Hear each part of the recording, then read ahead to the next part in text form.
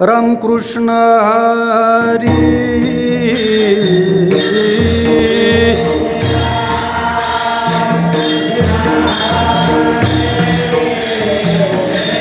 जय जय राम कृष्ण हरी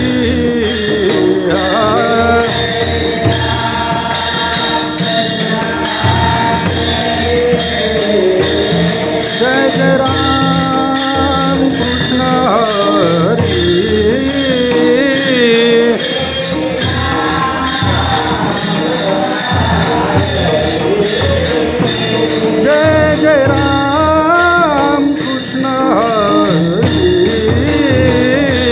जय जय राम कृष्ण हरी जय जय राम कृष्ण हरी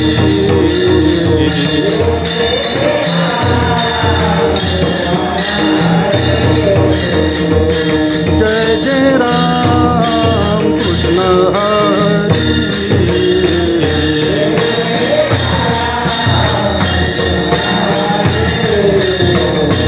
जय जय राम कृष्ण हरी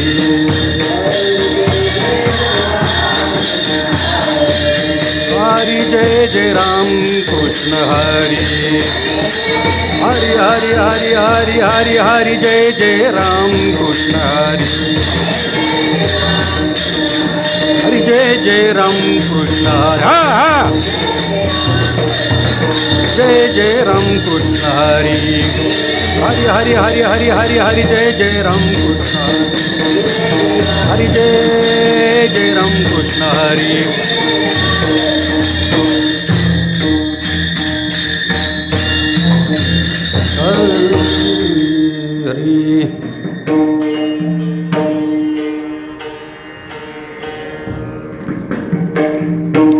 रूप पाहता लोचनी सुख झाले ओ साजनी सुख झाले ओ साजनी सुख झाले ओ साजनी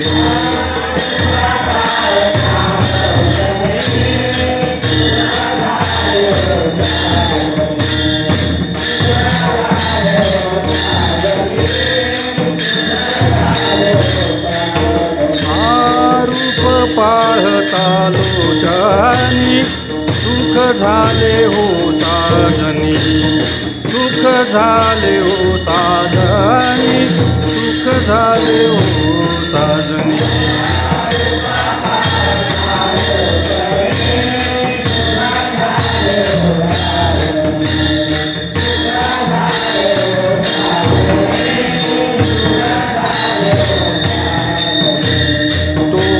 विठ्ठल परवास तो हा विठ्ठल परवास तो हा विठ्ठल परवास तो हा माधव परवास तो हा माधव परवास तो हा माधव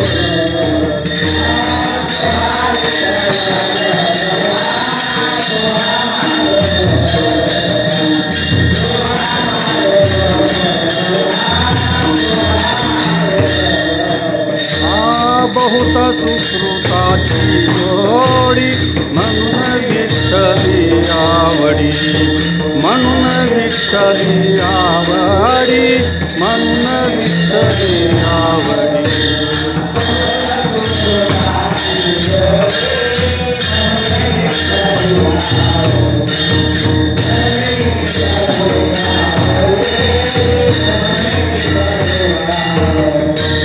तो हा विठ्ठल बरवा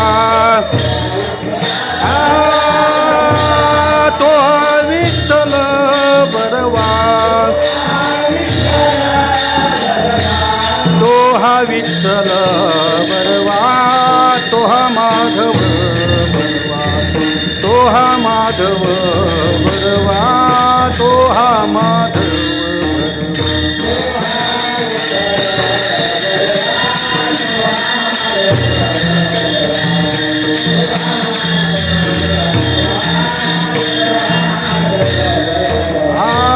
सर्व सुखाचे आगर बापर कुमदेवर बापर कुमदेवर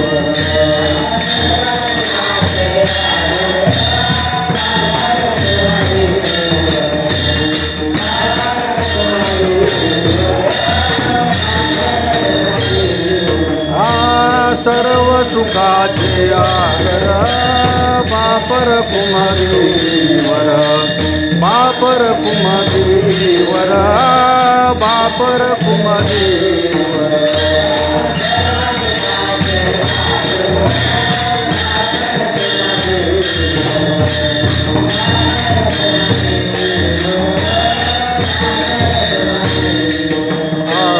तुहा विठ्ठल बरवा हे तोहा विठ्ठल बरवा तोहा विठ्ठल बरवा तोहा माधव बरवा तोहा माधव बरवा तोहा माधव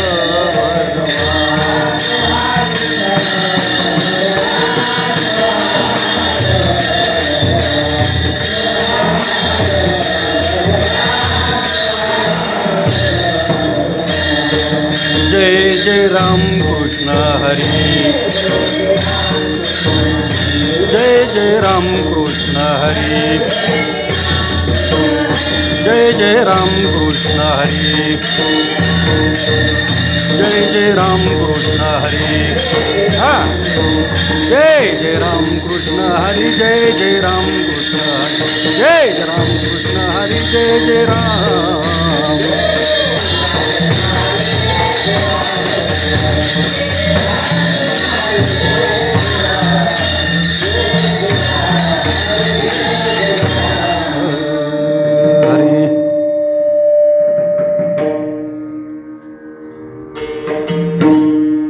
हरी संसार तो कोण लेखे संसार तो कोण लेखे आम्हा सखे हरिजन आम्हा सखे हरिजन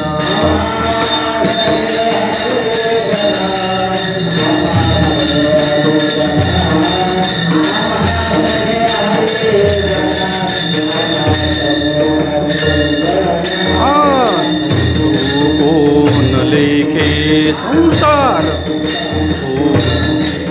संसार तो कोण लेखे आम्हा सखे हरिजन आम्हा सखे हरिजन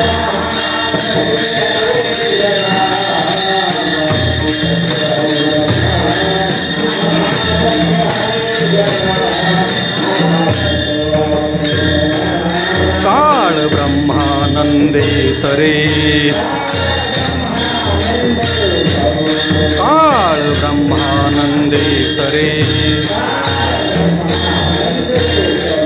आवडी उडे संचली आवडी उडे संचली उडे संचली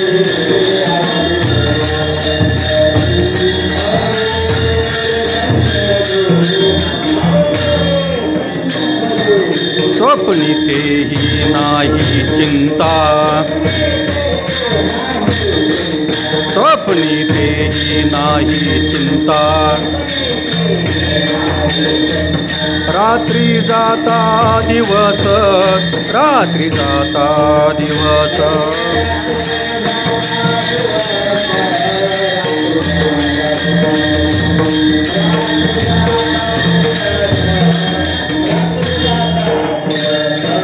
काळ ब्रह्मानंदेसरे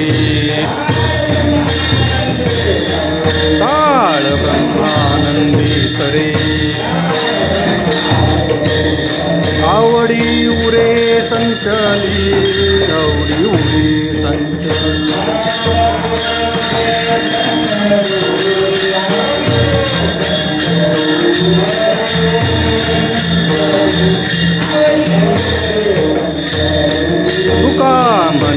ब्रह्मरसे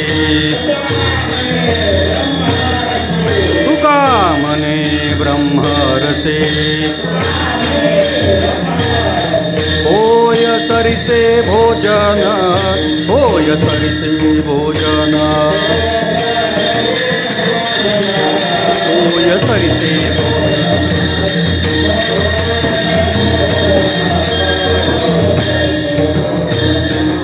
तुका म्हणे ब्रह्मरसे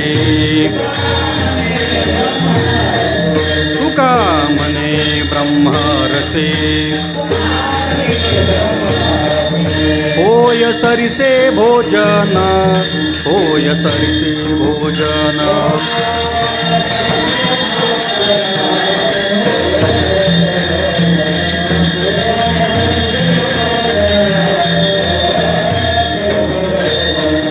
काळ ब्रह्मानंदेश्वरे काळ ब्रह्मानंदेश्वरे आवडी उरे संचनी आवडी उरे संचनी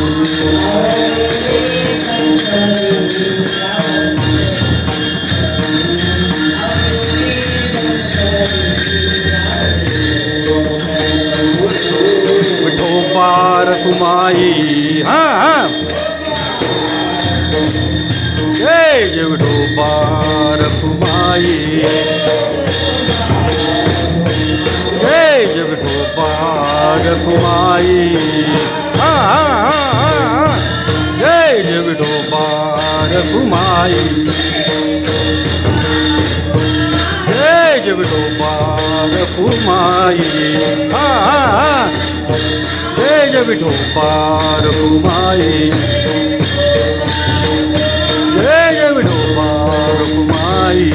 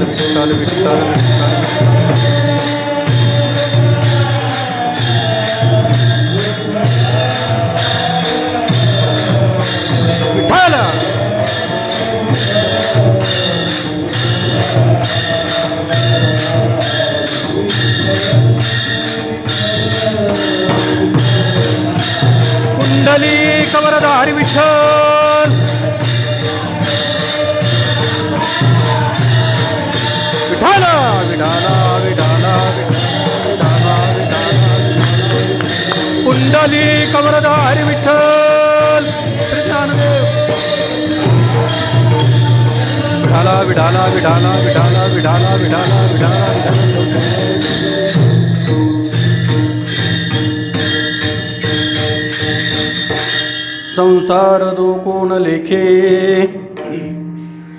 संसार तो कोण लेखे, आम्हा सखे हरिजन, काळ ब्रह्मानंदे सरे, आवडी उरे संचली, स्वप्नी तेही नाही चिंता, स्वप्नी तेही नाही चिंता, रात्री जाता दिवस, काळ ब्रह्मानंदे सरे, आवडी उरे संचली, तुका म्हणे ब्रह्मरसे, तुका म्हणे ब्रह्मरसे, होय सरिसे भोजन, काळ ब्रह्मानंदे सरे, आवडी उरे संचली, महायोग पीठे तटे भीमरथ्यां, वरं पुंडरीकाय धातो मुनीन्द्री, समागत्य तिष्ठन्तमानन्दकन्दं, परब्रह्मलिङ्गं भजे पाण्डुरङ्गं, पाण्डुरङ्गा करू प्रथमं, पाण्डुरङ्गा करू प्रथमं, चरण संताचिया,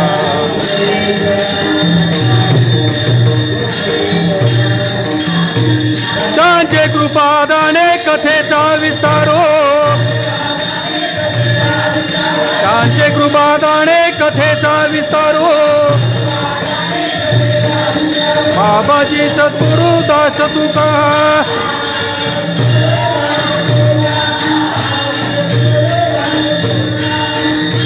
पांडुरंग गुरु प्रथम नमन दुसरे चरण संतांची त्यांची कृपादानी कथेचा विस्तारू बाबाजी सद्गुरु दास तुका. ओम नमो ज्ञानेश्वरा करुणा करा दयाळा तुमचा अनुग्रह लाधलो पावन झालो चराचरी जयांची केली स्मरण होय सकळ विद्यांचे अधिकरण तेची वंदू श्री चरण श्री गुरूंचे ते नमस्कारुणी आता.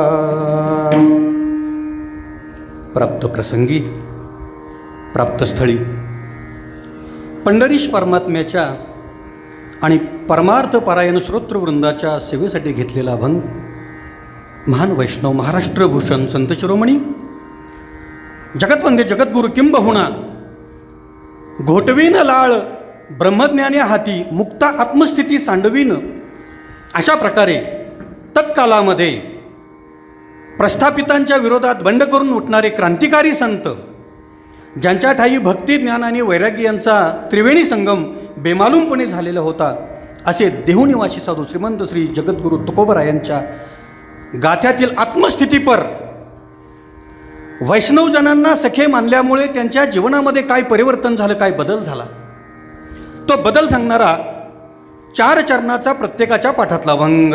विठाला विठाला विठाला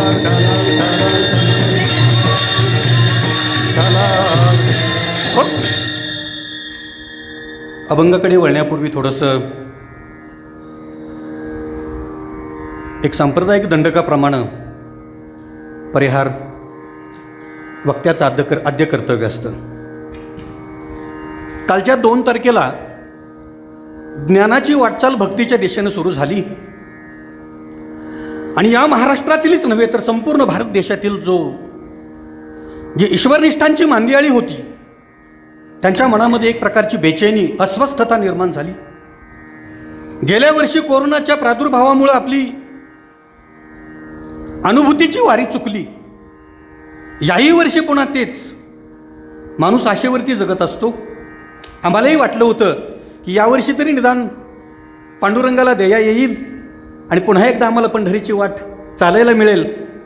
परंतु कसं आहे ना महाराज, वृक्षाचे पान हाले ज्याची सत्ता, त्याच्या सत्तेशिवाय या जगात काही घडू शकत नाही. कोरोना त्याचाच एक भाग आपण समजूया. आणि अशा या अनुभूतीची वारी जरी आपल्याला घडली नाही तरी या श्री ज्ञानाई गुरुकुल संस्थेचे सर्वसर्वा गुरुवर्य हरिभक्तीपरायण सुळ महाराज यांच्या संकल्पनेतून हा कीर्तन महोत्सव साकार झाला. त्यांचा फोन आला. काही कारणानं आपला परिचय झाला आणि त्यांनी ही संकल्पना बोलून दाखवली की सर, कारण मी शिक्षक आहे, माध्यमिक हायस्कूलला शिक्षक आहे मी. हां, म्हणजे मी महाराज नाही असं मला म्हणायचं होतं. मी पहिला शिक्षक आहे, मूळचा पिंड माझा शिक्षकाचा आणि मराठी विषय आहे माझा, त्यामुळं बाकीचा विषय काय नाही. आलं का? आणि म्हणजे मग अशा प्रकारची संकल्पना आहे की आपल्याला अनुभूतीची वारी जरी नाही घडली तर निदान प्रसंग वारी तरी घडावी. आणि म्हणून 2 तारखेपासून ते मला वाटतं 19 तारखेपर्यंत 20 तारखेपर्यंत कीर्तन महोत्सव इथं या गुरुकुलामध्ये आयोजित करण्याचा माझा मानस आहे आणि त्यातली एक सेवा तुम्ही करावी. त्यांची आज्ञा शिरसामध्य मानून आज मी तुमच्या सेवेसाठी हजर झालो. खरं तर 2012 पासून या अकलूजसारख्या शहरामध्ये विद्यार्थ्यांना शैक्षणिक ज्ञानाबरोबर आध्यात्मिक ज्ञान प्राप्त व्हावं यासाठी आमचे परमस्नेही परम आदरणीय परमपूज्य सुळ महाराज अहोरात्र प्रयत्न करतायत आणि त्यांच्या प्रयत्नांना आपली सर्वांची अगदी मोलाची साथ आहे. आणि त्यामुळंच युवलेश रोप लाविले द्वारी त्याचा वेलू गेला गगनावरी. आज माझ्या माहितीप्रमाणे 25 विद्यार्थी काहीतरी या संस्थेमध्ये ज्ञानार्जनाचं काम करतायत. आणि एक सांगू, धर्मो रक्षते रक्षता, जो धर्माचं रक्षण करतो त्याचं धर्मरक्षण केल्याशिवाय राहत नाही.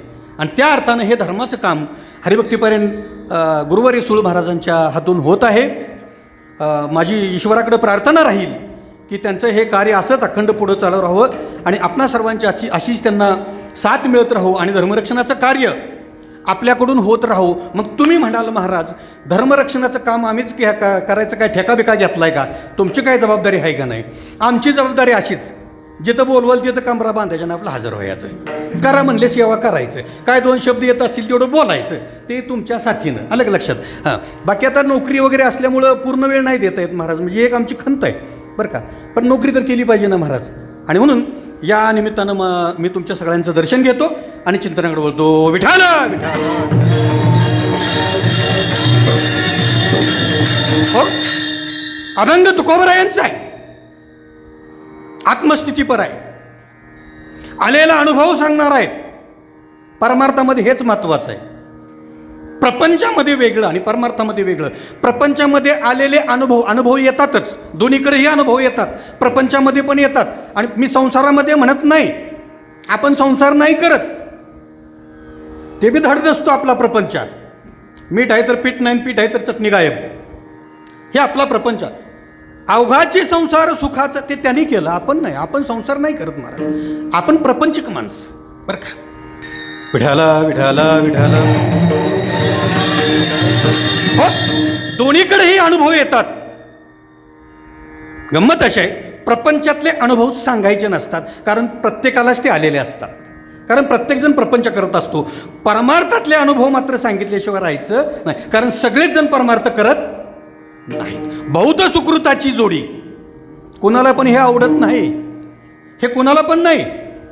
अलग लक्षात. फक्त 25च आहेत का आपल्या सोलापूर जिल्ह्यामध्ये किंवा अकलूजमध्ये? भरपूर आहेत ना महाराज, पण कुणाला पण कुणाच्याही भाग्यात हे नाही महाराज. हां, त्याला सुकृतच मागलं, कुठलं तरी पुण्यच असावं लागतं, तेव्हा हे असं हे लाभतं आपल्याला. म्हणून परमार्थातले अनुभव हे सांगायचे असतात. आणि माझे तुकोबर आहे तेच त्यांना आलेले अनुभव परमार्थामधले अभंगामधून सांगतायत. विठाला विठाला. हो, अभंगाच्या विस्तृत चिंतनाकडे वळण्यापूर्वी थोडासा या अभंगाचा भावार्थ सरळ म्हणा किंवा अभंगापाठची भूमिका तुकोबरायांची काय ते आपल्याला पाहावं लागेल. थोडक्यामध्ये आपली भूमिका म्हणत असताना तुकोबराय म्हणतायत की हा जो संसार तुम्ही म्हणता ना, पहिल्या चरणामध्ये म्हणतात, हा संसार जो म्हणता ना तुम्ही, ज्याला तुम्ही सर्वजण घाबरतात ना, ज्याची चिंता तुमच्या डोक्यामध्ये रात्रंदिवस असते ना, त्या संसाराला मी अजिबात घाबरत नाही, त्या संसाराची चिंता मी अजिबात करत नाही. संसार तो कोण लेखे, संसाराला मी घाबरत नाही, चिंता करत नाही. का? तुकोबरायांनी संसार केलाच नाही का? आपल्याला माहिती आहे केला. हा, मग असं का म्हणताय तुकोबराय? तर पहिल्या चरणाचा जो उत्तरार्ध आहे ना, तो महत्वाचा आहे. आम्हा सखे हरिजन. आता जाता जाता बोलून जातो. पहिल्या चरणाचा जो उत्तरार्ध आहे तो या अभंगातली मुख्य क्रिया आहे, आणि त्या क्रियेचे बाकीचे सगळे परिणाम आहेत. अलग लक्षात. म्हणून आम्हा सखे हरिजन हे मात्र पक्क लक्षात ठेवायचं, कारण तुकोबरायाच्या जीवनामध्ये जे जे बदल झाले त्याचं कारणच असं आहे, आम्हा सखे हरिजन. दुसऱ्या चरणामध्ये तुकोबराय भूमिका मांडत असताना म्हणतात, आम्हा सखे हरिजन असल्यामुळे आमचा जो काळ आहे ना, तो कसा जातो? काळ ब्रह्मानंदे सरे. आमचा सतत जो काळ जातो तो ब्रह्मानंदामध्ये असा व्यतीत होत असतो. आम्ही असा तसा किंवा इकडं तिकडं काळ वाया घालवत नाही. ब्रह्मानंदामध्ये, ब्रह्मानंद प्राप्तीमध्ये आमचा काळ व्यतीत होत असतो. काळ ब्रह्मानंदी सरे आवडी उरे संचली. ऊर या शब्दाचा अर्थ आहे हृदय, ॲक्च्युली छाती, पण ऊर या शब्दाचा अर्थ इथं हृदय. हृदयामध्ये भगवंताबद्दलची आवड आमच्या संचली म्हणजे भरून राहिलेली आहे. कुणामुळे भरून राहिली? आम्हा सखे हरिजन. हा, त्याच्यानंतर ज्या चिंतेनं संपूर्ण जगाला ग्रासलेलं आहे त्या चिंतेच्या बाबतीत तुकोबराय म्हणतात, स्वप्नी तेही नाही चिंता, रात्री जाता दिवस. रात्रीनंतर दिवस जाते, दिवसानंतर रात्र येते, आम्हाला चिंता स्वप्नात सुद्धा कधी येत नाही. काय येत नाही? आम्हा सखे हरिजन. आणि मग शेवटच्या चरणामध्ये तुकोबरायांच्या जेवणावरती, हा झाला जीवनावरती परिणाम. तुकोबरायांच्या जेवणावरती काय परिणाम झाला, संतांच्या सानिध्यात गेल्यामुळे त्यांना कोणत्या प्रकारचं भोजन मिळायला लागलं, हे सांगत असताना तुकोबराय म्हणतात, तुका म्हणे काय? ब्रह्मरसे. तुका म्हणे ब्रह्मरसे होय सरिसे भोजन. सरिसे म्हणजे नित्य. का? तुकोबरायांना ब्रह्मरसाचं भोजन नित्य का? आम्हा सखे हरिजन. अभंगा पाठीमागची जी भूमिका होती, जो भाव होता, तो यथामती यथाशक्ती आपल्या पुढे मी मांडण्याचा प्रयत्न केला. तो असाच आहे असा माझा अजिबात आग्रह. कारण तुकोबारायांच्या कृपेनं या अभंगाबद्दलचं वेगळं चिंतन प्रत्येकाच्या डोक्यामध्ये मनामध्ये येऊ शकतं. पण मला जे तुकोबारायानं बुद्धी दिली त्यानुसार मी आपलं पुढे भाव मांडण्याचा प्रयत्न केला. विठ्ठल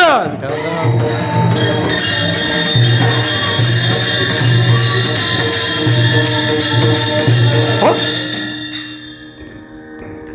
या सृष्टीमध्ये 84 लक्ष योनी जीव आहेत असं आपण मानतो. आपण पाहिलेले नाहीत सगळे जीव. कुठं पाहिलेत? आपल्या जवळ जे दिसतात तेवढेच पाहिलेले आहेत. बाकीचे जीव आपण पाहिलेले नाहीत. पण हे आपण असं का मानतो 84 लक्ष जीव योनी जीव आहेत? आपण तर पाहिलेलं नाही, मग का मानतो? तर महाराज त्याचं असं आहे, आपण धर्म मानणारी माणसं आहोत, आपण शास्त्र मानणारी माणसं आहोत, आपण पंथ मानणारी माणसं आहोत, आपण ग्रंथांना मानणारी माणसं आहोत, आपण भगवंत मानणारी माणसं आहोत. याचाच अर्थ आपण श्रद्धाळू माणसं आहोत. आणि म्हणून आमची श्रद्धा याची, आम्हाला शास्त्राने सांगितलंय की या सृष्टीमध्ये 84 लक्ष योनी जीव आहेत. आता माझा प्रश्न, गुरुजी असल्यामुळे मला प्रश्न विचारायची सवय, तसा एक प्रश्न बरं का. 84 लक्ष योनी जीव जर या सृष्टीमध्ये असतील तर यातले संसार करणारे किती आणि संसार न करणारे किती? बोलत चालायचं. आता यातले काही जण म्हणणार संसार आम्हाला काय माहिती महाराज, अजून आमचं कुठं काही कशातच नाही. असं होऊ शकेल? नाही नाही, संसार करणारे जीव किती? एखाद्या बैलानं कधी केलेला बघितलाय संसार? मी बघितला का कधी? कुठल्या एखाद्या दुसऱ्या प्राण्यानं केला? कधी दुसऱ्या कुठल्या प्राण्याने केला? एखाद्या फुलपाखराचा संसार कधी बघितलाय तुम्ही? नाही ना बघितला. मग बघितलाय कोणाचा नेमका? बोला की जोरा, काय केस करतोय तुमच्यावर? बोला कोणाचा? माणसाचा. म्हणजे एक सिद्ध केलं, तुम्ही सिद्ध केलं, तुम्हीच उत्तर सांगितलं की या सृष्टीमध्ये फक्त माणूस आणि माणूसच संसार नाही. मगाशी मी प्रपंच शब्द उच्चारला होता, पण आता अभंगातला पहिला शब्द संसार असल्यामुळे आपल्याला आता म्हणावं लागणार आहे. आता या संसार कशाला म्हणायचे ते आपण पुढे बघूया. पण तुर्तास तरी आपण संसार म्हणून असा शब्द विठाला विठाला हो. एकटा जीव माणूस फक्त संसार करतो, तो या संसारामध्ये एवढा दंगून जातो, एवढा एकरूप होतो, एवढा तदाकार होतो की त्याला भानही राहत नाही या गोष्टीचं की हा संसार दुःखरूप आहे आणि मायावी आहे. एवढा दंग झालेला असतो की त्याला या दुःखरूप आणि मायावी संसाराचं भानच राहत नाही. म्हणजे संसार दुःखरूप आहे किंवा मायावी आहे याचं त्याला भान राहत, एवढा तो दंग होऊन गेलेला असतो. एखादी गोष्ट आपण जर आवडीची करायची असली ना तर त्याच्यामध्ये दंग होऊन जातो महाराज. म्हणजे संसार आवडीचा आणि परमार्थ सवडीचा, कसं चांगलं होईल आपलं म्हणजे आपलं नाही बरं का महाराज, नाही तर पुन्हा म्हणजे गैरसमज. आपलं चांगलंच होणार निश्चित. त्याला सुद्धा विचार करावा लागणार, एकदा नाही 1000 वेळा. आलं का लक्षात? आपल्याबद्दल निर्णय घेताना त्याला सुद्धा 1000 वेळा विचार करावा लागेल, 100 वेळा पण नाही. पण जे सवडीचा परमार्थ करतायत, घडलं तर बघू, नाही घडलं तर का देव कुठं पळून जातोय का? भेटलच की कधीतरी. म्हणजे हे असं सवडीचा परमार्थ. तर या संसाराला दुःखरूप का म्हटलेलं आहे त्याचं थोडंसं चिंतन आपण मांडूया. आता सरळ आहे, दुःखरूप का म्हटलं? याच्यात सुख नाही म्हणूनच दुःखरूप म्हटलं ना. काही अजिबात याच्यामध्ये डोकं चालवायचीच गरज नाही, बिलकुल सोपं आहे एकदम. तुकोबरायांनी सगळं सोपं करून सांगितलंय. का म्हटलं तर याच्यामध्ये सुख नाही, नाही कोठे सुखाचा विचार.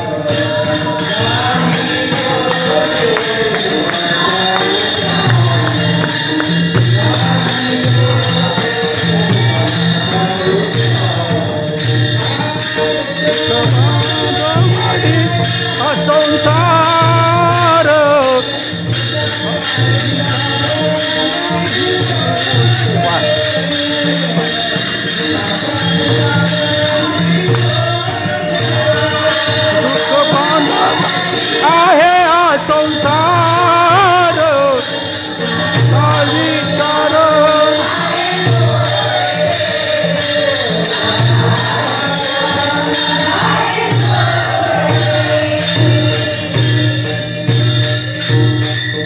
सुख नाही कोठे आल्यानो संसारा वाया हावभरी होऊ नको.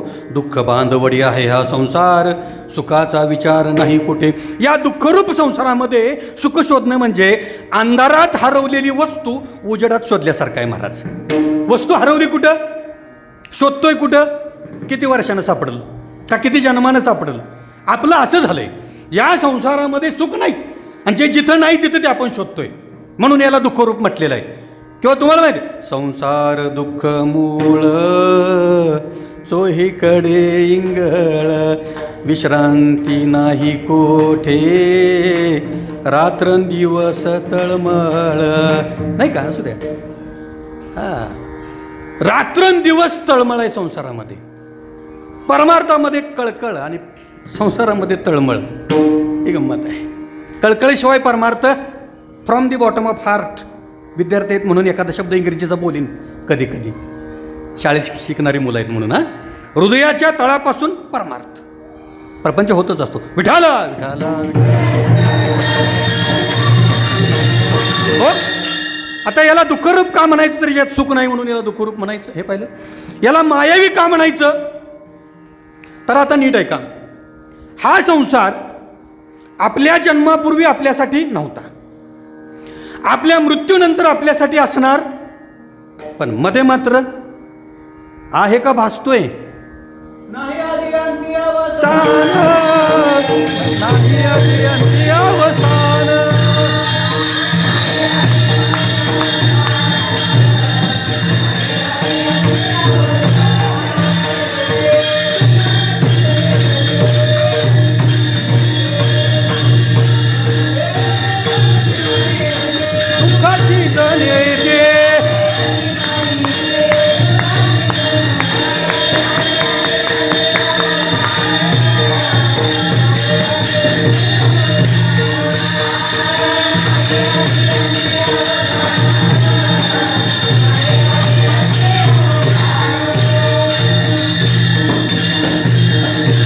ती माई के दुःखाची जनिती नाही आधी अंती अवसान. आधी पण नाही आणि अंती पण नाही, पण मध्ये असल्याशिवाय राहत नाही.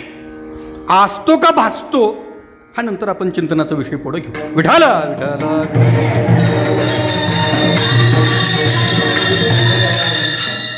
आता या संसारामध्ये दुःखरूप संसारामध्ये दुःखरूप संसाराला, मायावी संसाराला काही उपमा दिलेल्या आहेत. उपमा मला वाटतं 8वीला वगैरे असं कोणी आहे का विद्यार्थी, 8वीला 9वीला आहेत का कोणी. उपमा अलंकार असेल ना आपल्याला. आता काय यात लॉकडाऊनमुळं आणि ऑनलाईनमुळं आम्हीच कुठे आहे आम्हाला कळना. गुरुजी एका माळावर, विद्यार्थी दुसऱ्या माळावर. नाही, मी गुरुजीच आहे त्यामुळे तशीच परिस्थिती आहे. आलं लक्षात. आणि शिक्षण कुठेतरी हिंडतंय गल्ले बोळात ना आपला. असंच कोणी आसरा देता का आसरा म्हणत, त्याला गुरुजीचा बी आसरा नाही आणि विद्यार्थी काय त्या मोबाईलचं कौतुक झालंय बाबा बाबा बाबा. आता पोरं सहज गंडवायला लागली आई वडिलांना. काय करतोय रे, अभ्यास करतोय. कशाचा अभ्यास आहे ह्याचा, एक दिवस अभ्यास नाही ऑनलाईनला आणि नेटचे पॅक मात्र संपायला लागली. आलं लक्षात. तुम्ही नाही असं, आमच्याकडचे विद्यार्थी. विठाला विठाला विठाला. हो, या दुःखरूप आणि मायावी संसाराला काही उपमा दिलेले आहेत. दोन गोष्टींमधलं साम्य जेव्हा चमत्कृतीपूर्ण रीतीनं वर्णन केलं जातं तेव्हा उपमा अलंकार होतो. बरं का, उपमा अलंकार तेव्हा होतो.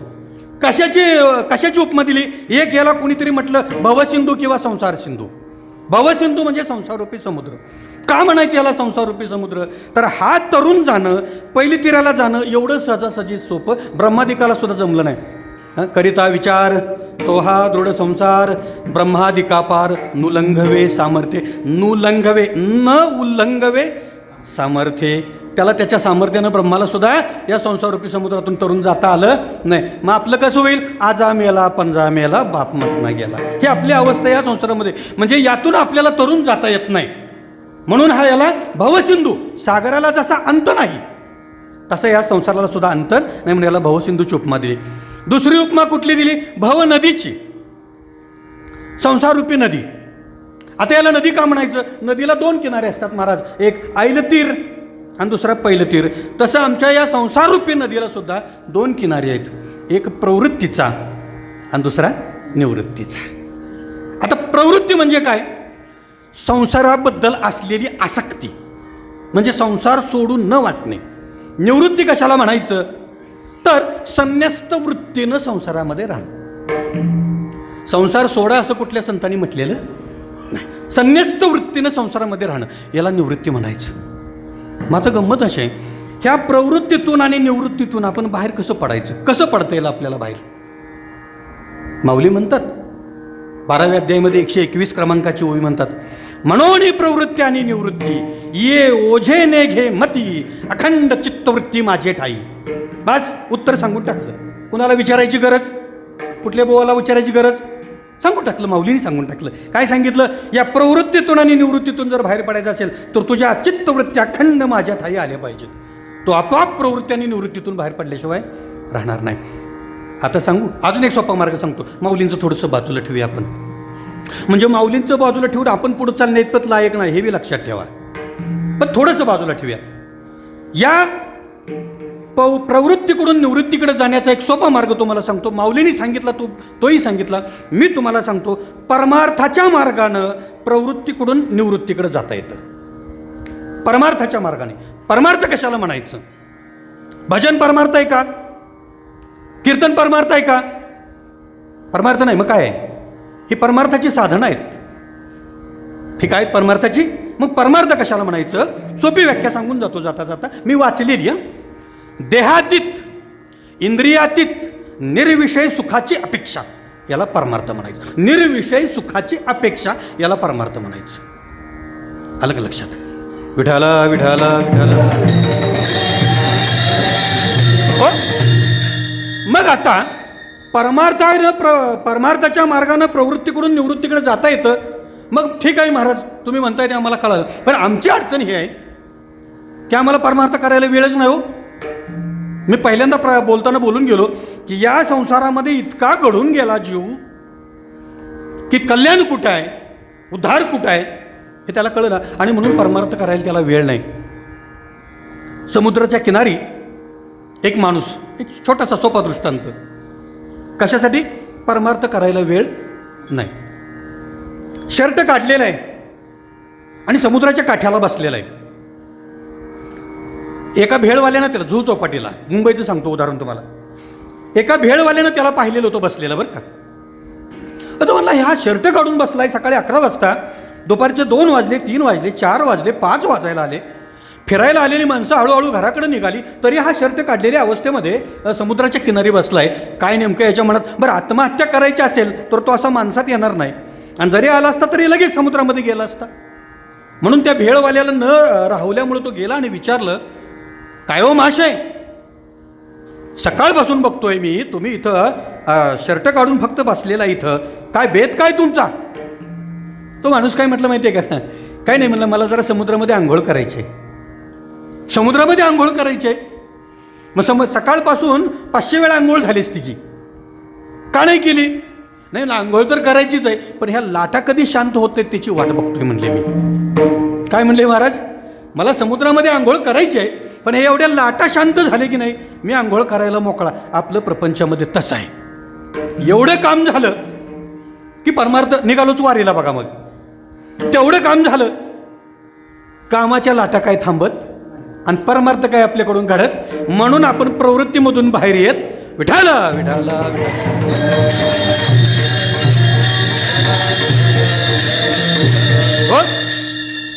दुसरी गोष्ट, प्रपंच म्हटलं की त्यात आपले सखे वेगळेच. हो, आपले सखे वेगळेच. कोण सखे? आई वडील, भाऊ बहीण, बाकीचे काही असतील ते कोणी, सगळे सखे. माऊली म्हणतात इथं सुख नाही. आणि जर सुख असतं तर माऊली म्हणल्या नसत्या, कवणाचे मायबाप कवणाचे गणगोत मृग जळवत जाईल रया, असं म्हणलं नसतं ना. एकीकडे म्हणतायत सकळ तीर्थाची धुरे जिये का माता पितरे तिये सेवेशी कीर शरीरी लोन कीजे. माझे तुकोबाराई म्हणतात, काय म्हणतात? तुका म्हणे माय बापे अवघी देवाचीच रूपे. किंवा विठाला विठाला विठाला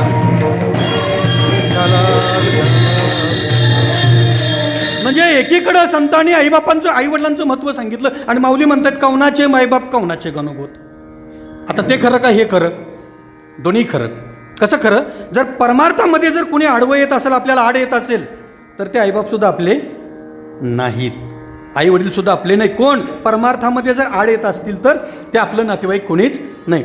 मग कोणीतरी असंच तुकोबरायांना प्रश्न विचारला, तुकोबराय तुम्ही संसाराबद्दल खूप काही सांगितलं आम्हाला, तुम्ही संसार केला नाही का? जाऊ पुढती भिके कुत्रे घर राखती, असा का होईना केला की नाही तुम्ही? संसार केला ना, मुलं होती ना तुम्हाला, पण पत्नी होत्या ना, 2 होत्या, मग कसं काय तुम्ही आम्हाला सांगताय की संसार नश्वर आहे, असं आहे तसं आहे, मायावी आहे वगैरे वगैरे? आम्ही कसं ऐकावं, आम्ही कसं तुमचं कसं लक्षात ठेवावं, तुमचं कसं ऐकावं? तुकोबराय म्हणलेली त्याचं असंही म्हणले, आम्ही संसार केला, पण कसा केला संसार आम्ही? पूर्णपणे वाहू हा संसार देवा पायी, वाहू हा देवाच्या पायी आम्ही संसार वाहिला आणि आम्ही संसार केला. जी हरी धरिला मणी, नाही का, दिले संसाराशी पाणी. हां, संसार सोडून दिला किंवा संसाराच्या नावे घालून या शून्य, वाढता हा पुण्य धर्म केला.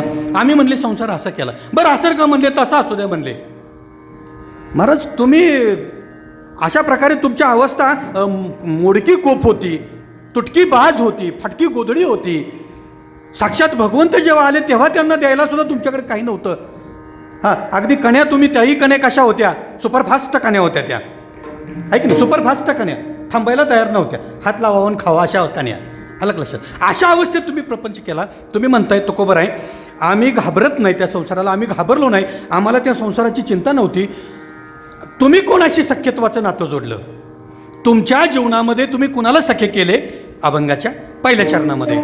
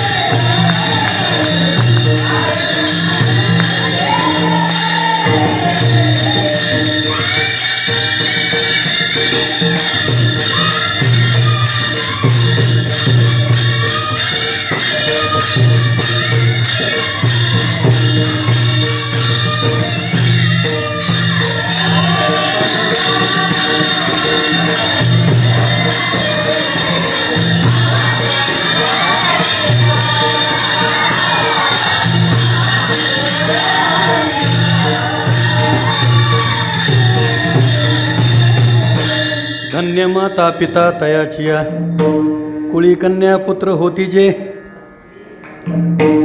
धन्य माता पिता तयाचिया. काय याच्यापेक्षा काय बोलायचं तर. मूर्ती लहान कीर्ती महान.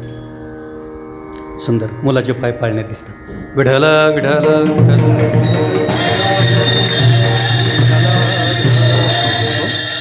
अभंगाच्या पहिल्या चरणामध्ये तुकोबराय संसाराबद्दलचं चिंतन मांडत असताना, त्यांना विचारलेल्या प्रश्नाचं उत्तर देत असताना, त्यांना प्रश्न कुठला विचारलेला होता की महाराज तुम्ही संसार केला, पण संसार करत असताना तुम्ही कुणाला सखे मानले की ज्या योगे तुम्हाला संसाराची चिंता अजिबात वाटली नाही. आणि मग त्या प्रश्नाचं उत्तर तुकोबराय या अभंगाच्या पहिल्या चरणामध्ये देत असताना म्हणतात, संसार तो कोण लेखे. संसार, सम हा धातू आणि सार हा उपसर्ग. मूळ प्रत्ययरहित शब्द त्याला धातू म्हणावं, आणि मूळ शब्दाच्या नंतर एक किंवा दोन अक्षरं जोडली गेली तर त्याला उपसर्ग म्हणावं. व्याकरणाचा भाग आहे थोडासा मराठीचा, संसार म्हणावं. आता हा संसार नेमकं म्हटलं कशाला, तर पुन्हा पुन्हा जन्माला येणं मरणं यालाही संसार म्हटलेलं आहे. पुनरपि जननम पुनरपि मरणम पुनरपि जननी जठरे शयनम इह संसारे खलु दुस्तरे कृपया पारे पाहे मुरारे. भज गोविंदम गोविंदम भज मूढमते. प्रार्थना सुंदर आहे.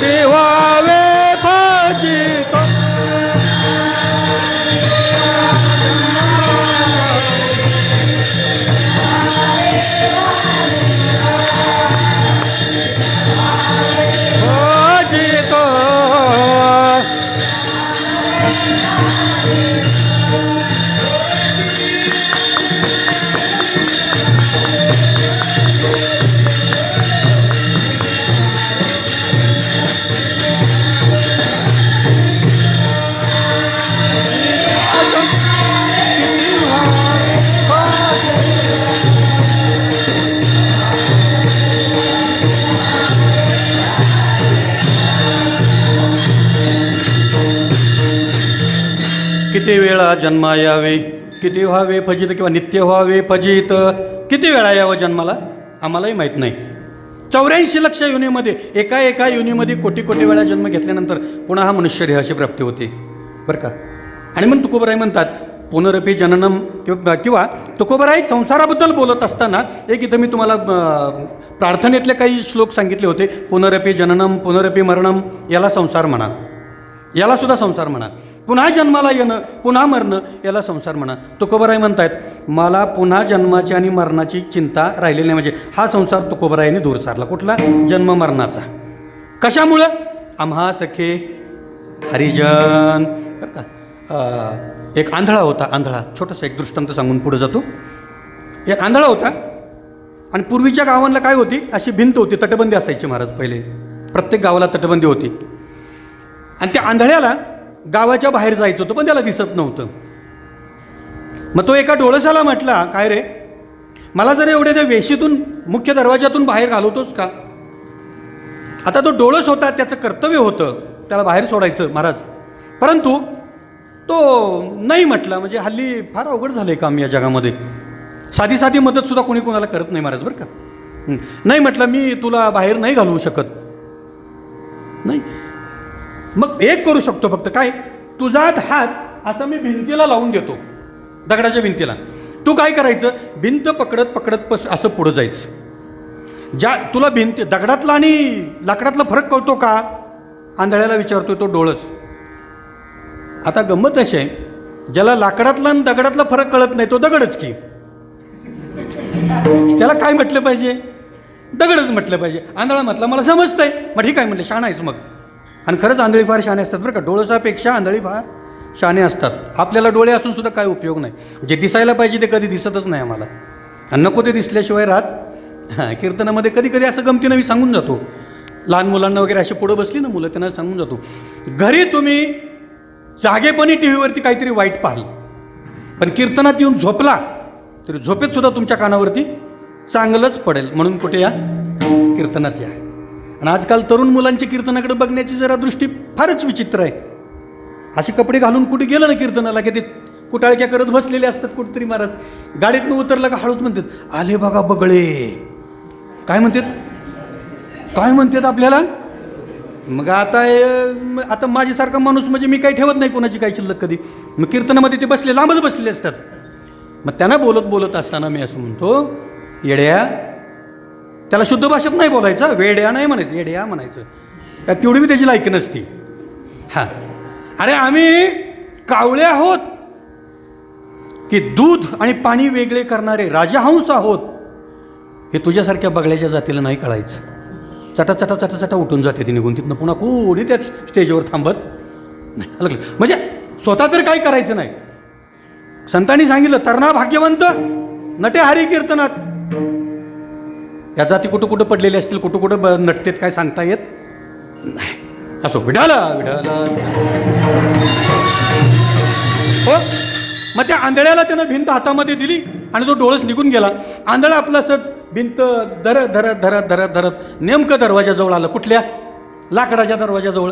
आणि लाकडाच्या दरवाजाजवळ आलं, पायी चालूच आहेत, तेवढ्यात त्याला कुठतरी खाजवलं. असं खाजवल्याबरोबर भिंतीचा हात सुटला. महाराज हात सुटला, पण पाय दम थांबलेत का? पाय चालूच आहेत ना. त्याच्या खाजवण्याच्या नादामध्ये तो जो लाकडाचा दरवाजा होता तो मागच राहिला. पुन्हा त्या भिंतीला धरून असा फिरत परत लाकडाच्या दरवाज्यावर आला. तिथं जवळ आला, परत त्याला खाजवलं. बस आता एकदाच खाजवलं, पुन्हा नाही खाजवणार. महाराज म्हणणार, खाजवण्यावर कीर्तन संपवता का काय? तसं नाही करणार. आलं का लक्षात? हां, तेवढं दोनदाच खाजवू दे त्याला, लई जास्त नका. हां, पण गंमत अशी आहे बरं का. हां, तिथं नेमकं खाजवल्यामुळं काय झालं, त्याला बाहेर जायचा दरवाजा सापडला नाही ना. मग आपलं तसंच आहे. मी त्या आंधळ्याचं नाही सांगितलं, आपलं सांगितलं. असा कुठंतरी मोक्षाचा मुक्तीचा दरवाजा जवळ आला की कर्म एखादं असं घडतंय. आपण चुकलिया वर्म फेरा पडे असं नाही म्हणायचं. थोडा वेळ काय म्हणायचं, चुकलिया कर्म. हां, असं एखादं कर्म घडतंय महाराज की पण पुन्हा त्या आंधळ्यासारखं फेरे मारून गटंगळ्या खाऊन बेजार होतंय, पण निवृत्तीपर्यंत काय पोहोचत. विठाला विठाला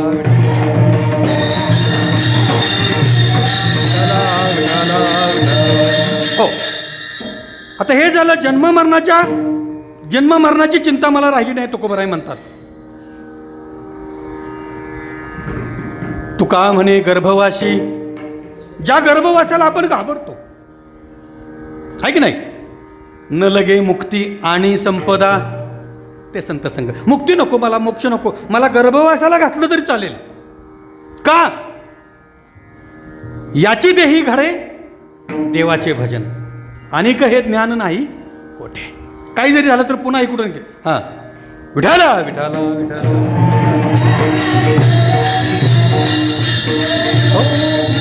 जन्म मरण्याचा संसार तुकोबरायांनी बाजूला सारला, कारण आम्हा सखे हरिजन. दुसरी गोष्ट, काही जणांनी या देहाला संसार मानलं, तरी देहाधिक हे संसार आहे. सर्व मांडिले जे गुंफिरे, ते तर ना तुडे तो वागुरे वारा जैसा. अध्याय क्रमांक 18, ओवी क्रमांक 956. 18व्या अध्यायामध्ये ही ओवी आपल्याला पाहायला मिळेल बरं का. बाकीचा उत्तरार्ध जर ओवीचा आपण सोडून दिला हरकत नाही, तरी देहाधिक हे संसार आहे.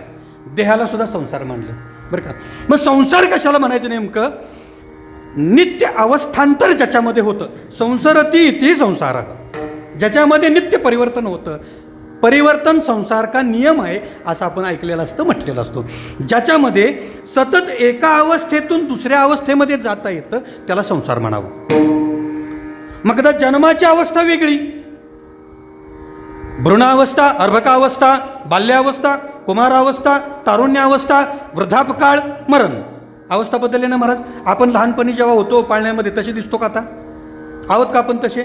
म्हातारपणी आपण अशी दिसू का? कोणी दिसणार? असं दिसू का आपण? म्हणजे अवस्थांतर आहे. हां, जन्ममृत्यूच्या संसारामध्ये अवस्थांतर आहे. मग देहाला संसार म्हणण्याचं कारण काय? हेच आहे कारण. देहामध्ये सुद्धा अवस्थांतर आहे, अवस्था बदलत गेलेली आहे देहाची. म्हणून माऊलींनी सांगितलं तरी देहाधिक हे संसार आहे. अलग लक्षात. किती गोंडस दिसत होतो आपण लहानपणी. कोणी पण पटकन उचलून घ्यायला शर्यती लागायची, स्पर्धा लागायची आपल्याला उचलून घ्यायला. आता बघू दे बरं कोण घेतंय का आपल्याला. महाराज घेईल का आपल्याला कोण आता? कारण त्या मापाचा तर आपण राहिलेलो. विठाला विठाला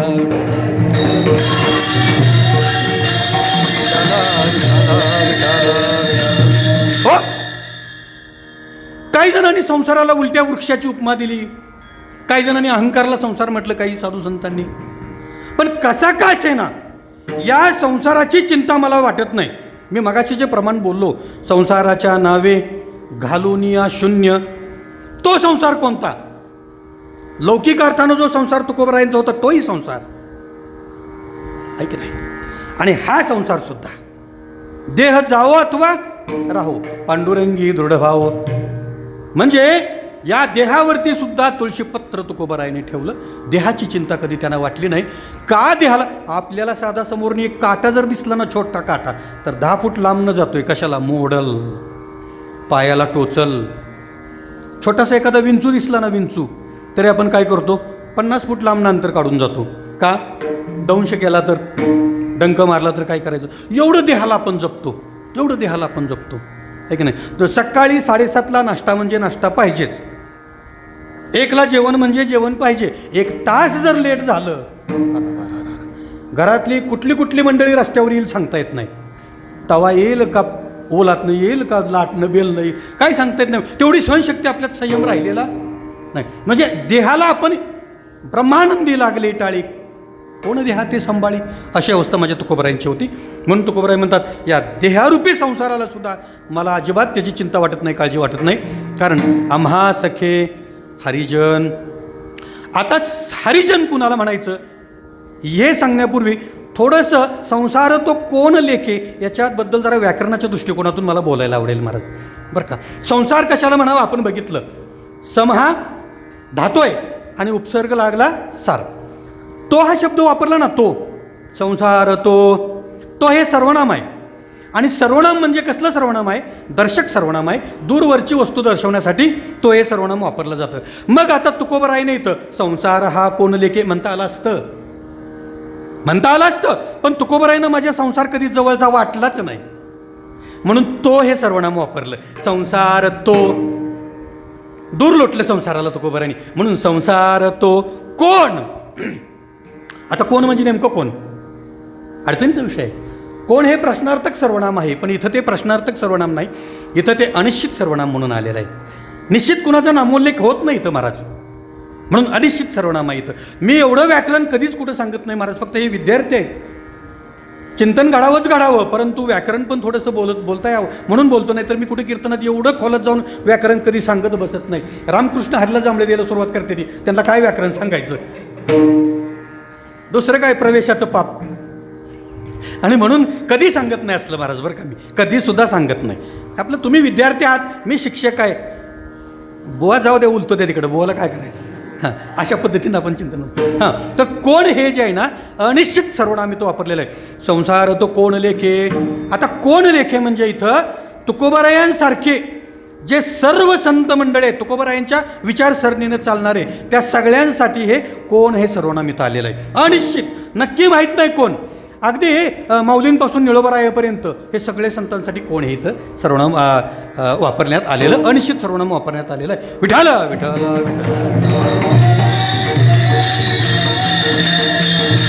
हो. आता या पहिल्या चरणाचा उत्तरार्ध जो आहे तो काय, तिथं काय म्हणताय तुकोबराय? आम्हा सखे हरिजन. आम्हा म्हणजे कुणाला? आम्हाला. सखे म्हणजे मित्र म्हणा. सख्याचे अनेक अर्थ आहेत, आपण मित्रत्वाचं नातं जोडू. आता हे हरिजन कुणाला म्हणायचं असं मगाशी मी बोललो होतो. हरिजन त्यांना म्हणावं का ज्यांना देव आवडतो? ज्यांना देव आवडतो त्यांना हरिजन म्हणावं का? तुकोबराय म्हणतात नाही, मी त्यांना देव म्हणणार नाही. मग कुणाला देव म्हणावं, हरिजन म्हणावं? देव ज्यांना आवडतो ते हरिजन नाहीत, देवाला जे आवडतात ते हरिजन. आलं का लक्षात? देव आपल्या सर्वांनाच आवडतोय, पण आपण देवाला आवडतोय की नाही काही गॅरंटी आहे का, खात्री आहे का? अजूनही मी सांगतो, मी आपल्याबद्दल बोलत नाही, इथल्यापुरतं. इथल्यासाठी बोलत नाही मी, तेवढी पात्रता नाही माझी. उलट माझं दुर्दैव आहे की असं बसून ज्ञान मला घेता आलं नाही कुठं कोणासमोर. आलं लक्षात? असे जर मला गुरुवारी एखादे भेटले असते, माझ्या जन्माची कदाचित पुण्याही कमी पडली असेल, म्हणून का असेना, पण मला असं कुठं संस्थेमध्ये बसून शिकायला वगैरे नाही मिळालं मला. आलं का? असू द्या. देव ज्यांना आवडतो ते नाही, देवाला जे आवडतात ते. मग असं कोण? तर श्रीमद भागवत महापुराणामध्ये प्रथम खंडातील अष्टम स्कंदामध्ये अध्याय क्रमांक 15 ते 23 हे जर आपण अध्याय पाहिले म्हणजे आता तुम्ही पाहिलेलं असणार, कारण इथं कसं गीता भागवत करीती श्रवण वेगळं सांगायची गरज नाही तुम्हाला. तर त्याच्यामध्ये बळीराजाचा स्वर्गावरती विजय, तिथंपासून ते बळीराजाचं सुत लोकामध्ये आगमन, इथंपर्यंत सगळी कथा आलेली आहे. बळीराजाची सगळी कथा अध्याय क्रमांक 15 ते 23 अष्टम स्कंदामध्ये प्रथम खंडामध्ये ही कथा सगळी आलेली आहे. काय झालं होतं? बळीराजाची ताकद जेव्हा जास्त होते असं वाटल्यानंतर देवमाता आदितीच्या पोटी विष्णूंनी वामन अवतार धारण केला. आपल्या सर्वांना माहिती आहे, परिचित आहात. हे मी जे तुम्हाला सांगतोय हे मी नवीन नाही, म्हणजे हे जे सांगतोय ते नवीन नाही, हे फक्त उजळणी चाललेली असं समजा. कारण तुम्हाला काही नवीन सांगण्या इतपत मी मोठा कीर्तनकार वक्ता अजिबात नाही. ओके, आपलं महाराजांनी बोलवलं इथं काहीतरी 2 तास बोलायचं म्हणून बोलायचं, बरं का. मी तुम्हाला काही वेगळं तत्त्वज्ञान सांगणार नाही, तेवढं माझ्याकडे नाही, पण भांडवल असो. त्रिपाद भूमीचं दान मागितल्यानंतर यज्ञाच्या ठिकाणी गेल्यानंतर थोडक्यात आपण कथाभाग पाहायचा. बळीराजा होता, तोच शब्द आताच्या शेतकऱ्यांसाठी वापरला जातो बरं का. बळ नसलेला राजा बळीराजा. काय अवस्था आहे आताच्या शेतकऱ्याची? सगळेजण त्याला नाडताय. तो एकीकडं निसर्ग, दुसरीकडं व्यापारी, तिसरीकडं हे मायबाप सरकार, चौथीकडं मकेवरती कधी आळी पडलेली आपल्या कानावर होती का कधी? आता मकेवर आळी पडायला लागली. फवार मारून मारून बेजार झाला शेतकरी रात्रंदिवस. आणि पुन्हा म्हणायचं येड्यापेडा जाऊ दे, बळीचं राज्य येऊ दे. कशाला? अरे त्याच्यात कुठलं बळच राहिलं नाही तर त्याचं राज्य यायला कशाला पाहिजे? सगळेजण त्याला नाडतायत. पण तोही बळीराजा दानशूर होता. आणि माझा आजचा बळीराजा सुद्धा सगळ्या राष्ट्राला जगवतोय, जगाला जगवतोय. म्हणजे त्याच्यासारखा दानशूर आता आज सुद्धा दुसरा कोणी. म्हणून मरताना दोघांचं नेहमी आठवण करावी. कोणाची? एक जगाच्या पोशिंद्याची आणि आपल्यासाठी तिकडे गोळ्या झेलणाऱ्या जवानांची. तरच झोपायचं, नाहीतर झोपायचं विठाला. हो, त्रिपाद भूमीचं दान मागितल्यानंतर बळीराजाने संकल्प सोडल्यानंतर तो जो बटू अवतार होता वामनाचा, तो माहिती आहे आपल्याला, मोठा होत गेला. 2 पावलांमध्ये, एका पावलामध्ये आकाश, दुसऱ्या पावलामध्ये इहलोक पृथ्वी व्यापल्यानंतर वामनाने विचारलं, बळीराजा आता 3रं पाऊल कुठं? बळीराजाने काय करावं? मस्तक आणि सांगितलं ठेवा याच्यावरती. पावलं 2च होती, पण त्यांना हे लक्षात घ्या, पावलं 2च होती. काही ठिकाणी म्हणजे आता इथं नाही, पण काही ठिकाणी होती का मग त्या वामनांना 3 पावलं होती का, 3 पाय होते का? मग असं म्हणतात काय काय, ज्याला कळत नाही ती माणसं. 3रं पाऊल बळीराजाच्या मस्तकावर ठेवल्याबरोबर बळीराजाला कुठे नेला? पाताळात नेला. बळीराजाला पाताळात नेला, नेऊ द्या, काय हरकत नाही. पण त्या बळीराजाच्या द्वारामध्ये भगवंताला द्वारपाल म्हणून राहावं लागलं. कशासाठी सांगतोय? हरिजन कुणाला म्हणावं? राखे दारवंटा बळीचा, राखे दारवंटा बळीचा.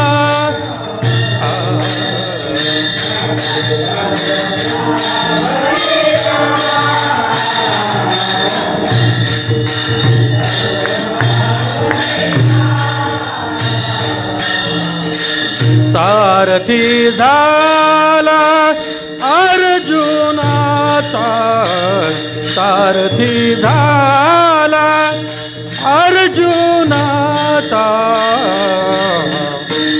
दास सेवकांचा, दास सेवकांचा.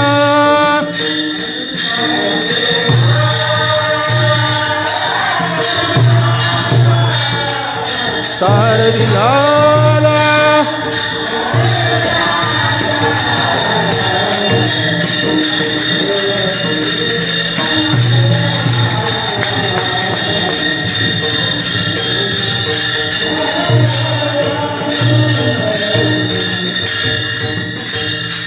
बळीराजाला पाताळात नेल्यानंतर भगवंताला तिथं दारवंटा राखावं लागला बळीराजाचा. राखे दारवंटा बळीचा, सारथी झाला अर्जुनाचा, दास सेवकांचा होय साचा अंकित. आलं का लक्षात? हां, मग आता ही बातमी महाराज, ही बातमी नारद मुनींना कळाल्यानंतर त्यांना कुठं दम निघतोय, ते गेले लक्ष्मी आईसाहेबांकडं वैकुंठात. आणि लक्ष्मी आईसाहेबांना जाऊन सांगितलं, अहो लक्ष्मी आईसाहेब, तुमच्या पती महाशयांना जॉब मिळाला. केळसवानं वाटतंय ना जॉब म्हणायला, कारण ते आपलं नाहीच हो, कसं चांगलं वाटेल. हा, आईचं मूल दाईच्या दुधावर जर वाढलं तर आईबद्दल त्याला प्रेम राहील का? मग मराठीचं आपले हेच असंच वाटोळं झालंय. नुसतं म्हणायचं आहे साचा आणि मवाळ, मिथुले आणि रसाळ, शब्द जैसे कल्लोळ, कुठा या अमृत. मराठी बोललं की गावंढळ म्हणते, आणि मोडकं तोडकं इंग्रजी म्हणलं की हायफाय समजते त्याला. आलं का लक्षात तुमच्या? आपलं ते आपलंच हो शेवटी, असं कसं म्हणता? 7 समुद्रापलीकडं आलं आणि आपल्यावर राज्य करायला लागलं. अजून आमची मानसिकता बदललेली, म्हणून मी जॉब म्हणलो. जॉब नाही म्हणले, अहो आपल्या पतिदेवांना नोकरी लागली. लक्ष्मी साहेब म्हणले, सगळ्या जगाला सांभाळणारा बाबा आणि त्याला नोकरी लागते काय? आणि ती नोकरी हो म्हणले. कुठं आहे? चला मागं. आता बळीराजाची इथं जायचं आहे या वेशात जाऊन चालेल का? वेशांतर केलं, दासीचं वेश. पुढे नारद मुनी आणि मागे लक्ष्मी आईसाहेब. जाऊन बघतायत तर काय, हे आपलं सुंदर ते ध्यान तिथं, पण ओळख दाखवायची नाही.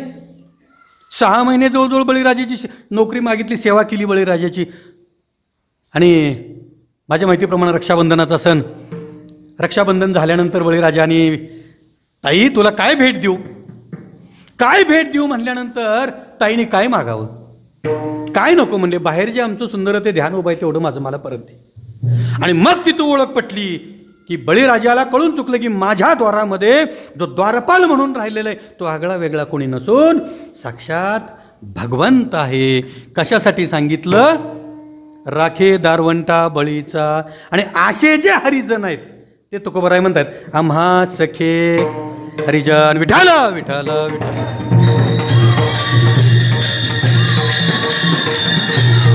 हो,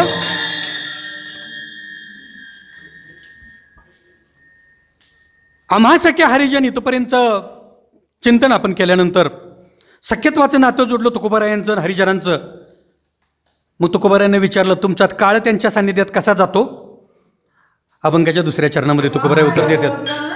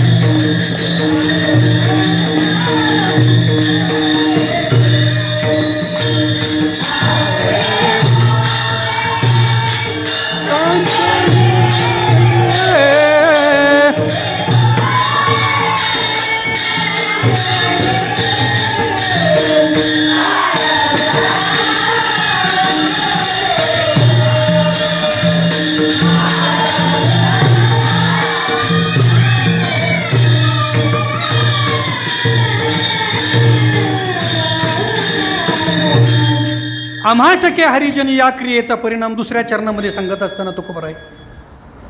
माझा काळ कसा जातो त्यांच्या सान्निध्यामध्ये. काळ ब्रह्मानंदी सरे. काळ ही एक गोष्ट अशी आहे, तुम्ही काही केलं तरी ती जातच असते, जातच असते. म्हणून शहाणी माणसं काळ भजनात कीर्तनात घालवतात आणि वेडपट माणसं आळसामध्ये काळ घालवतात, सिनेमा पाहण्यामध्ये काळ घालवतात, मालिका पाहण्यामध्ये काळ घालवतात. ऊत आलाय, ऊत नुसतं मालिकेला टी व्हीवर. संध्याकाळी 7ला टी व्ही चालू होते, रात्री 12ला टी व्ही बंद होतो. बरं त्यातनं घेण्यासारखं काहीच नाही, फोडाफोडी तोडातोडी आहे का काय मालिकेमध्ये काय घेण्यासारखं. 7 वाजल्यापासून 12 वाजेपर्यंत हाच कार्यक्रम चालू असतो सगळ्यांच्याच घरात, आमच्या बी माझ्या बी. बो असला म्हणजे काय लेशाना झाला का तेव्हा. विठाल विठाल हो. काळ ब्रह्मानंदी सरे. माझा काळ नित्य ब्रह्मानंद प्राप्तीमध्ये जातो. आता ब्रह्मानंद ब्रह्मानंद ब्रह्मानंद कुठे मिळतो हा ब्रह्मानंद. ब्रह्म काय आहे तर सृष्टीची उत्पत्ती, स्थिती आणि लय. उत्पत्ती, स्थिती आणि लय या 3 अवस्था आहेत महाराज. या 3ही अवस्थेला कारणीभूत असलेलं मृत्यू पलीकडचं एक अविनाशी तत्व, त्याला ब्रह्म म्हणायचं. कशाला ब्रह्म म्हणायचं. मृत्यूच्या पलीकडं असलेलं अविनाशी तत्व, ज्याच्या योगे सृष्टीच्या 3 अवस्था अवलंबून आहेत, उत्पत्ती, स्थिती आणि लय, त्याला ब्रह्म म्हणायचं. मग हा जो ब्रह्मप्राप्तीचा आनंद आहे तो बाजारात कुठे मिळेल का. बरं एखाद्या सिनेमामध्ये काम करणाऱ्या नटाजवळ मिळेल का, एखाद्या उद्योगपतीजवळ मिळेल का. नाही मिळणार. एखाद्या गुरुजीजवळ सुद्धा मिळणार नाही ब्रह्मानंद, बरं का, नाही मिळणार. त्याच्यासाठी काय असावं लागतं. तुका म्हणे येथे पाहिजे जातीचे, येरा गाबाळ्याचे काम नव्हे. म्हणून तुकोबराय म्हणतात आम्हा सखे हरिजन असल्यामुळं काळ ब्रह्मानंदे सरे. हा ब्रह्मानंद आहे कुठं त्याचं ठिकाण सांगतो तुम्हाला. हा ब्रह्मानंद ज्याला आत्मानंद म्हणतो तो आतच आहे, आपल्या आतमध्येच आहे तो, त्याला शोधायची गरज नाही. फक्त झालंय कसं, सूर्याच्या आड ढग यावेत ना आणि तो सूर्य तात्पुरता दिसेनाचा व्हावा, तसं आपल्या चित्तावरती आलेलं अज्ञानाचं आवरण हे जर दूर केलं तर आत्मानंद दूर नाही, त्याला शोधायची गरज नाही. ब्रह्मानंदाला तो आहेच आहे, तिथंच आहे.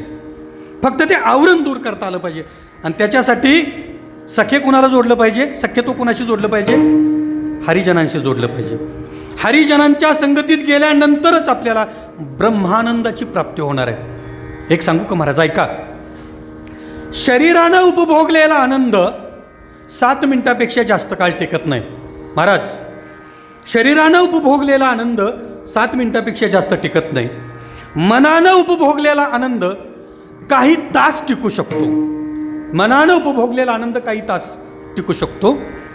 एखादं नवीन सृजनशील कार्य आपण केलं, एखादं संशोधन केलं तर त्याचा आनंद काही दिवस टिकू शकेल.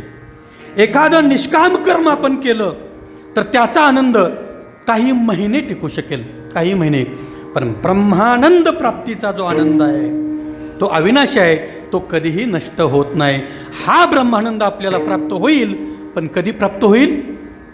आम्हा सखे हरिजनांच्या संगतीला गेलं तर हा ब्रह्मानंद आपल्याला प्राप्त होईल. विठोबा रखुमाई.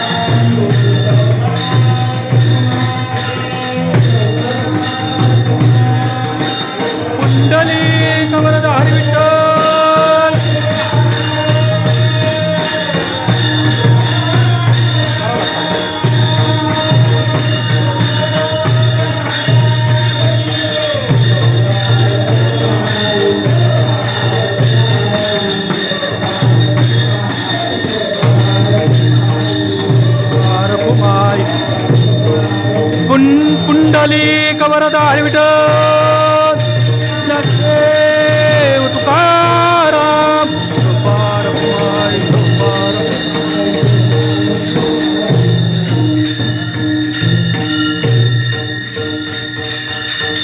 संसार तो कोण लेखे आम्हा सखे हरिजन काळ ब्रह्मानंदे सरे आवडी उरे संचली विठाल विठाल.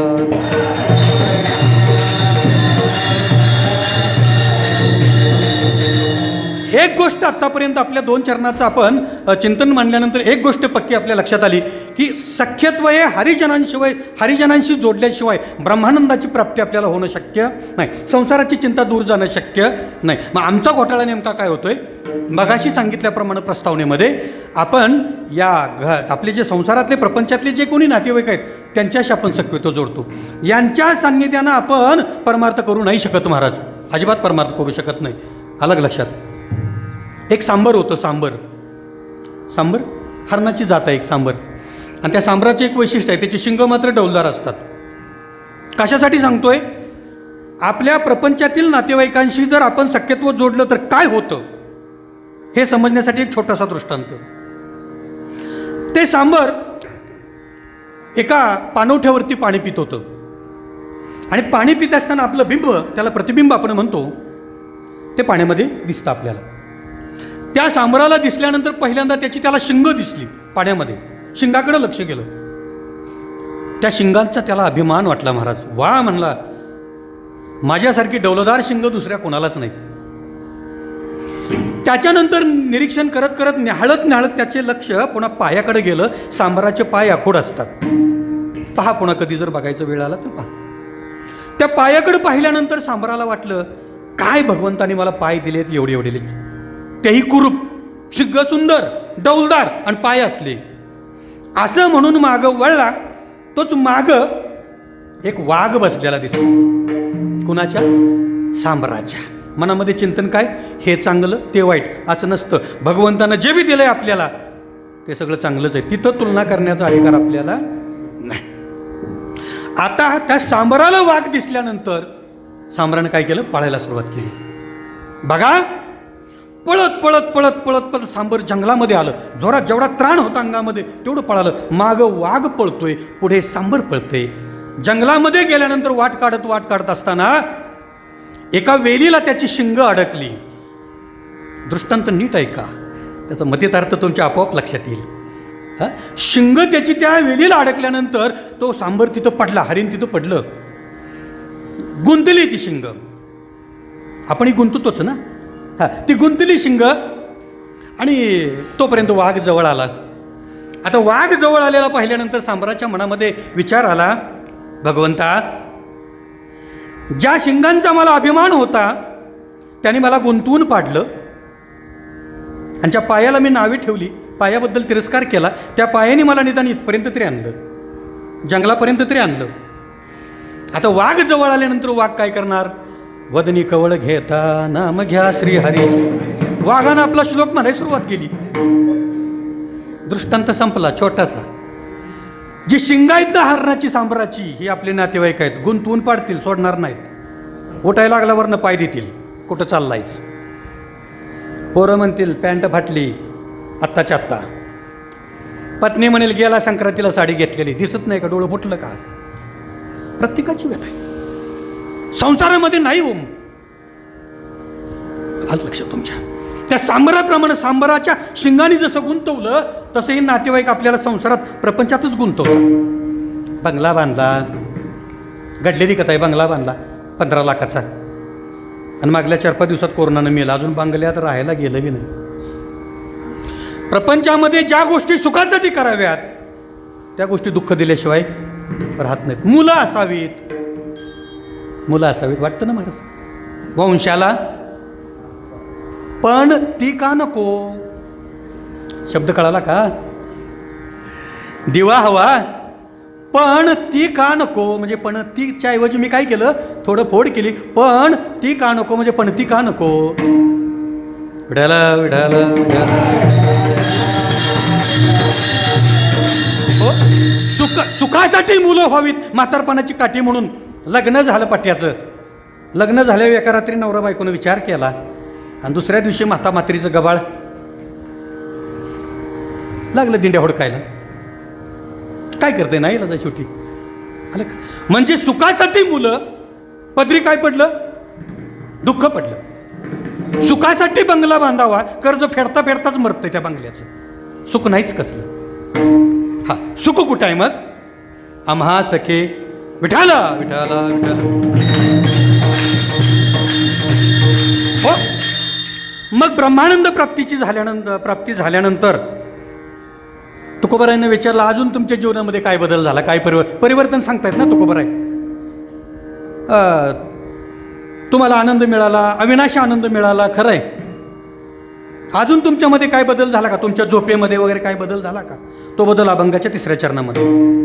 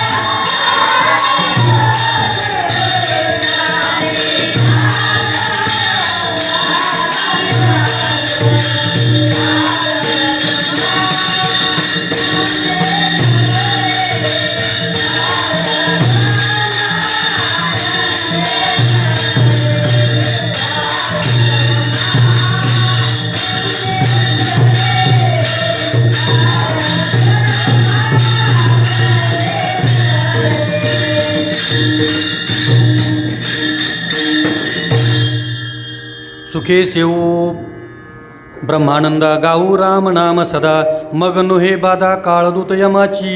हे 2ऱ्या चरणामध्ये सांगितल्यानंतर तुकोबाराय म्हणतात माझ्या झोपेवरती काय परिणाम झाला. स्वप्नी तेही नाही चिंता. माझ्या स्वप्नात सुद्धा कधी चिंता येत काय येत नाही. आम्हा सखे हरिजन. चिंता ही एक गोष्ट अशी आहे महाराज. जगातला कुठलाही माणूस तुम्ही बघा, अगदी टाटा बिर्ला अंबानी कोणताही माणूस पहा तुम्ही, चिंता त्याला आहे. आपलेच आपण तर विषय सोडाच बरं का. गरीबाला आता काय खाऊ याची चिंता, आणि श्रीमंताला आता काय काय खाऊ, एवढे पदार्थ पाण्यात काय काय खाऊ याची चिंता. आणि आम्हाला गरीबाला आपल्याला आता काय खाऊ. गरीब असो श्रीमंत असो चिंता आहे. अतिशय वाईट विकार चिंता. माणसाला जिवंतपणी जाळते. चिंता चिता समायुक्ता बिंदू मात्रे विशेषतः सजीवम दहते चिंता निर्जीवम दहते चिता. सजीवाला चिंता जाळते, निर्जीवाला चिता जाळते. मग आता जिवंतपणी जळलेलं बरं का मेल्यावर जळलेलं बरं. आता कोरोनाचा काळ आहे, जळायचं बी काहीच्या नशिबात नाही. JCBनं उकरूनच हां जाऊ दे, कुठल्या धर्माचा आहे ती सुद्धा बघत नाही ते. आता आलं लक्षात. अहो 50-50 प्रेतांची जर रांग लागत असेल जाळण्यासाठी कुठलं आणायचं एवढं सरपण, जळण आणायचं कुठलं? म्हणून आता JCB उपयोगाला येतोय आपला तेवढाच. विठाला विठाला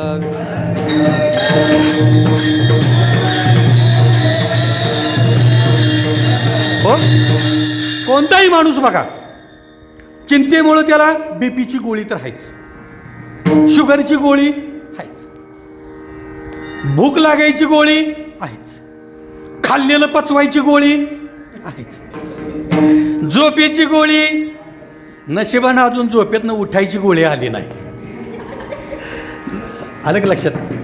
काय पाटे 4:45ला आपली प्रातस्मरण नाही नव्ह का? झोपताना एक गोळी खाल्ली 4:45ची पाट्याची उठवायची, उठला 4:45ला पाटे, काय अडचणच नाही. कशाला महाराजांनी तर उठवाईन, कोणी तर उठवायला तेव्हा काही आवश्यकता नाही. गजर व्हान बेल करा, काही आवश्यकता नाही. गोळी खाल्ली की उठला. नशिबानं ती गोळी अजून आपल्याकडे आली, ती गोळी अजून त्याच्याकडेच आहे. हो, झोपाल तुम्ही गोळी खाऊ, पण उठायचं का नाही ते त्याच्याकडे आहे ना. ती गोळी आपल्याकडे नाही आणि कधी येणार पण नाही. विठाला विठाला हो. स्वप्नी तेही नाही चिंता, रात्र असू दे नाही तर दिवस असू दे, आम्हाला चिंता नाही. छोटासा दृष्टांत सांगून जातो. एक राजा होता आणि राजाची अंबारीवरून मिरवणूक होती, हातीवरती अंबारी आणि त्याच्यात बसून राजा. आता राजा बोले आणि राज्यातले सर्वच आले, तिथे काय अपील चालत नाही. मग राजा पुढं चाललेला आहे, सगळा लवाजमा पुढं मागा आहे. त्या राज्यामध्ये एक साधू आलेला होता. कशासाठी सांगतोय? चिंता किती वाईट आहे बघा. त्या साधूनं काय केलं? कोण आहे म्हणला असेल, त्या हत्तीवरती बसला असेल. आपल्या साधूला राजा काय रंक काय सारखाच ना. आला ना आपलं सहज काय शेपटीला हात लावला, नुसता शेपटीला हात लावला. एवढा पण ताकदवान हत्ती शेपटीला हात लावल्याबरोबर जागेवर उभा राहिला, पुन्हा हालच ना. राजा म्हणला असा कोण उन्मत्त आहे या राज्यामध्ये, माझी मिरवणूक अडवली त्यानं. सेवकाने सांगितलं हे भगव्या कपड्यातलं कोणीतरी आहे साधू, त्यानं फक्त शेपटीला हात लावलाय, हत्ती काय हालत नाही. राजा खाली उतरला आणि त्या साधूंना सांगितलं महाराज तिथं काय बोललं. साधू घाबरले. त्याला सांगितलं, त्या साधूंना सांगितलं राजे महाराज आता काय करणं आहे, खाली उतरतायत म्हणजे तुला शिक्षा निश्चित. राजे खाली उतरले, दर्शन घेतलं साधूंचं आणि सांगितलं संध्याकाळी तुम्ही वाड्यावरती या. साधू महाराज म्हणले वाचलो, आता काय टेन्शन. पण काय सांगावं राज, तिथं गेल्यावरती लहरी माणसं असतात, ही जे सत्ताधारी असतात ना ते लहरी असतात, त्यांचं काय करायचं तेव्हा. हां, तिथं गेलं समजा अचानक म्हणले पकडा याला द्या 16 उतर. बरं नाही जावं तर पकडून नेणारच आहेत. सन्मानाने गेलेलं बरं. गेले महाराज संध्याकाळी, साधू महाराज गेले. सिंहासनाच्या बाजूला दुसरं एक सिंहासन ठेवलं आणि साधू महाराजांना सांगितलं काय किंमत आहे साधू महाराजांची. आलं लक्षात? या म्हणले बसा. राजा उठला, साधू महाराजांना बसवलं, दर्शन पुन्हा एकदा घेतलं. साधू महाराज घाबरत घाबरत म्हणाले बहुतेक आपल्या आयुष्यातलं शेवटचं सिंहासन दिसतंय, याच्यानंतर काय. राजाने सांगितलं महाराज घाबरू नका, सगळे भाव चेहऱ्यावरती दिसतात बरं का. चेहरा बोलका, डोळे बोलके आहेत. डोळ्यांची भाषा सगळ्यात महत्त्वाची. फार चमत्कारिक इंद्रिय डोळे. आलं का लक्षात? कीर्तनामध्ये यवतमाळ जिल्ह्यामध्ये होतं कीर्तन, सांगू नाही होतं यवतमाळमध्ये. 4 वर्ष झाली त्याला. सुंदर सिस्टीम, गायक सुंदर, सगळे सुंदर. पण 2 पकवाजे. आता इथं कसे दोघे पकवाजे अजूनही असतील म्हणा, त्यातले दोघे पकवाजे होते. एक पकवाजा होता तो थोडंसं कसं आडवं चाल, कुठं काहीतरी मध्येच काही दिडकी वाजव, कुठं काय वाजव असं लागलं करायला. मग त्या गायकाने म्हणले तू बस तिथं. तू बस म्हटल्यानंतर त्याला उठवताना त्या पकवाजानं काय केलं, त्याच्याकडे बघून डोळे, कशासाठी सांगतो डोळ्याची भाषा, डोळे मिचकावले, त्याच्या पुढचं आगावं लागलं पुन्हा. म्हणजे पहिल्याच्या पेक्षा ते वेगळंच वाद, म्हणजे सगळा सत्यानाश करून टाकला कीर्तनाचा. डोळ्याची भाषा इतकी वाईट आहे. हॅलो, तेच डोळे जर भगवंताच्या रूपाकडे लावले ना तर त्याच्यासारखं चांगलं बी दुसरं. जयाचे श्रवण विठाला विठाला विठाला.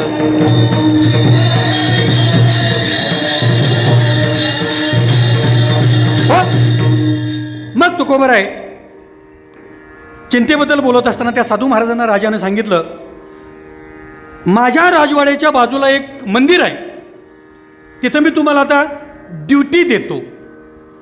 पुन्हा इंग्लिश शब्द वापरला मी, कर्तव्य. मराठी फार अवघड आहे बरं का महाराज, जरी आपली असली ना फार अवघड आहे. रेल्वे स्टेशन म्हटलं ना पटकन लक्षात येतं ना आपल्या. मग त्याला जर म्हणा अग्नी रथपथ विश्राम धाम असं खाजवल ती, हे म्हणाल जगाच्या पाठीवर कुठंच नाही. रेल्वे स्टेशन म्हणलं की पटकन कळतं महाराज.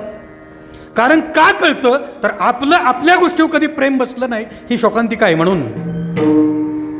अलग लक्षात. माझा मराठीचा बोलो कौतुके परी अमृता ते पैल हे फक्त ज्ञानेश्वरीमध्येच राहिलं. मराठीमध्ये जर मार्क्स कमी पडले ना असू दे, मराठी त्याला काय होते तेव्हा. आणि इंग्रजीत जर मार्क्स कमी पडले, बावलटा मूर्खा इंग्रजीमध्ये एवढीच मार्क्स हो तुला, म्हणजे इंग्रजीत मार्क्स कमी पडले की तळपाय जाग मस्तकाला जाते. आणि अमृताला पैजेमध्ये हरवणाऱ्या मराठीमध्ये जर मार्क्स कमी पडले, पप्पा म्हणतात असू दे काय होतंय, मराठीचं आहे त्याला काय होतंय, आपल्या डाव्या हाताचा मळ. अरे एक एक शब्द झेट येते त्या मराठीचा. पेढा द्या नाही म्हणायचं, तुम्ही बेकरीत गेला ना महाराज त्यांना म्हणायचं दुग्ध शर्करा युक्त घनगोल गठ्ठू द्या. काय म्हणा बेकरीत गेल्यानंतर, दुग्ध शर्करा युक्त घनगोल गठ्ठू द्या. ते महिनाभर शुद्धीवरच येत नाही पुन्हा. ते म्हणणार हे गिराईक परग्रहावर चालय का, इथलंच आहे नेमकं. विठाल विठाल विठाल विठाल. हो मराठीचं सामर्थ्य तुम्हाला सांगितलं फक्त, बाकी काही नाही. मग साधू महाराजांना सांगितलं मी तुम्हाला इथं कर्तव्य देतोय आजपासून, ते कर्तव्य तुम्ही करायचं काय, फक्त सकाळी आणि संध्याकाळी तिथं वात लावायची, सांज वात लावायची, बाकी काही करायचं नाही. आता साधूंचं जीवन कसं असतं, मुक्त असतं, त्याला कुठली बंधनं नसतात. आता राजाच्या तिथं राहून पंचपक्वान्न खायला मिळणार आहे, झोपायला सगळं व्यवस्थित व्यवस्था असणार आहे. पण जो मुक्त हिंडणारे साधू होते ना जे, त्यांच्या एक सांगितलं राजाने, हे वेळेत जर नाही झालं तर तुम्हाला मी शिक्षा पण देऊ शकतो.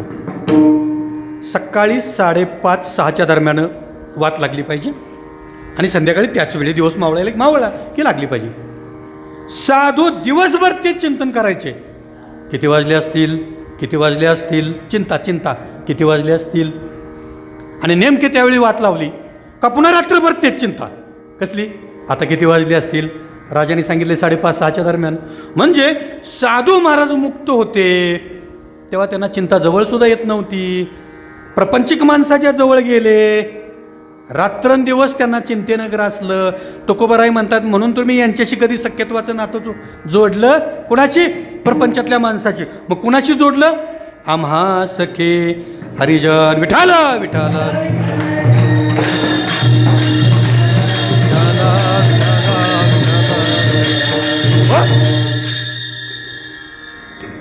तुकोबारायांच्या झोपेवरती काय परिणाम झाला, तुकोबारायांच्या आनंदावरती काय परिणाम झाला. हरिजनांशी सख्यत्व जोडल्यानंतर त्यांच्या संसारावरती काय परिणाम झाला, वृत्तीमध्ये काय बदल झाला हे पाहिलं. त्याच्यानंतर संतांच्या संगतीत गेल्यामुळं, वैष्णवांच्या संगतीत गेल्यामुळं तुकोबारायांच्या भोजनावरती काय परिणाम झाला अभंगाच्या अंतिम चरणामध्ये.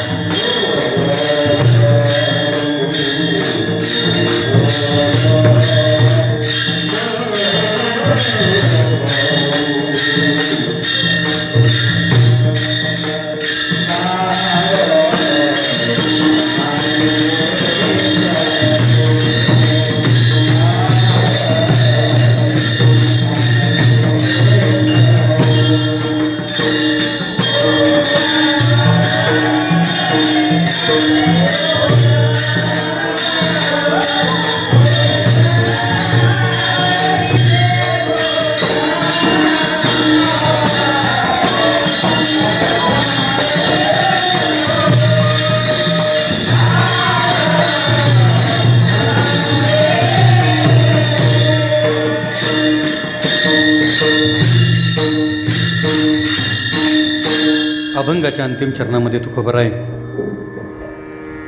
हरिजनांशी सख्यत्व जोडल्यामुळे त्यांना नेमकं कोणत्या प्रकारचं भोजन मिळालं,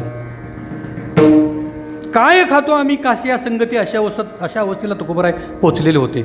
तरी पण इथं आवर्जून उल्लेख करतायत की आम्हाला नित्य सरिसे म्हणजे नित्य ब्रह्मरसाचं भोजन करत होतं. का? आम्हा सखे हरिजन. कोणता रस? ब्रह्मरस. हा ब्रह्मरस कुठे मिळतो? आमरस कुठं मिळतो म्हणले आम्ही पटकन सांगू. बाहेर बाजारात गेल्यावर सोमरस कुठं मिळतो एखाद्याला विचारला तर तोही सांगेल, पण ब्रह्मरस कुठं मिळतं म्हटलं ते सांगणार नाही, कारण ती माहितीच नाही ना. ब्रह्मरस हा फक्त संतांच्या संगतीतच मिळतो, त्याला नामसंकीर्तन असं म्हणायचं. जिथं नामसंकीर्तन आहे कीर्तन आहे तिथं ब्रह्मरसाची उत्पत्ती होते.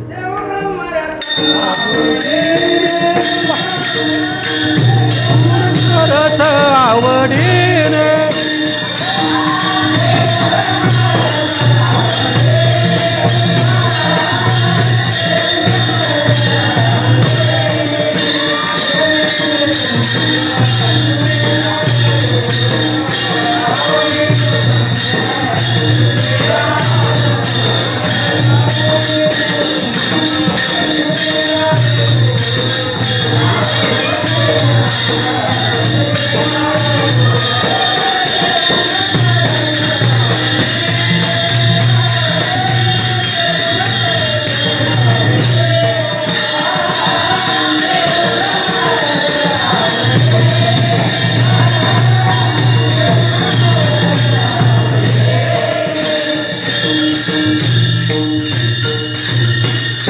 शेऊ ब्रह्मरस आवडीने किंवा सेवितो हा रस वाटितो आणि का नाही का, हा ब्रह्मरस संतांशिवाय मिळत नाही.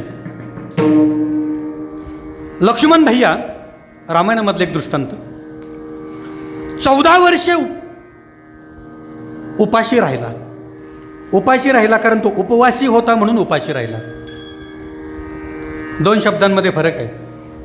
खायला न मिळाल्यामुळं जर राहतो तो उपाशी, आणि भगवंतासाठी करतात तो उपवास. उप म्हणजे जवळ आणि वास करणे, अर्थात नुसत्या शरीरानं नाही, मनापासून वास करणे, त्याला उपवास म्हणायचं.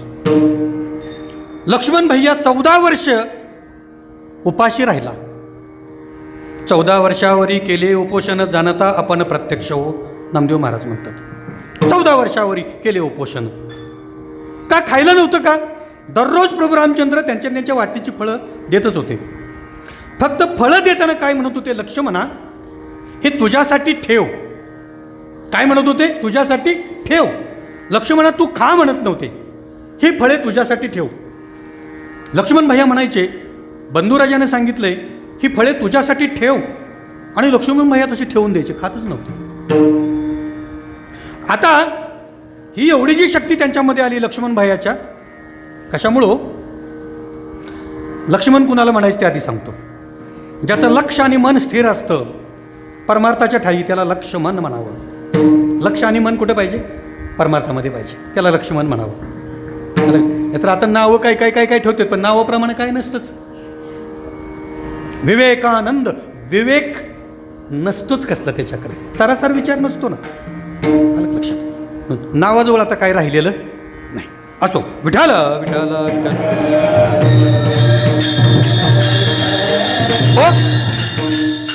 हे 14 वर्ष निराहार राहण्याची शक्ती कशामुळे मिळाली? तर प्रभू रामचंद्रांच्या सेवेमध्ये असताना साक्षात ब्रह्मरसाची प्राप्ती भगवंताकडून त्यांना होत होती. आता इथं गंमत अशी आहे, मी भगवंताकडून म्हणतोय, तुकोबराय म्हणतायत आम्हा सखे हरिजन. तर भगवंताला प्राप्त करून देण्याची शक्ती फक्त हरिजनांमध्येच आहे, असा भेद मानायची काही गरज नाही. त्याची संत ज्यांचा हेत विठ्ठल किंवा निमित्त त्या प्रतिमा असं काहीतरी महाराज एक हां देवते संत निमित्त त्या प्रतिमा. यात भेद करायचं नाही संतांमध्ये. आणि जिथं संत आहेत तिथं देव आहे आणि जिथं देव आहे तिथं संत आहे. विठाला विठाला.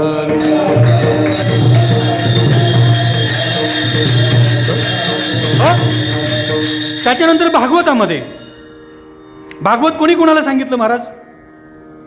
शुकमुनींनी परीक्षिती राजाला सांगितलं. किती दिवसामध्ये? 7 दिवसामध्ये.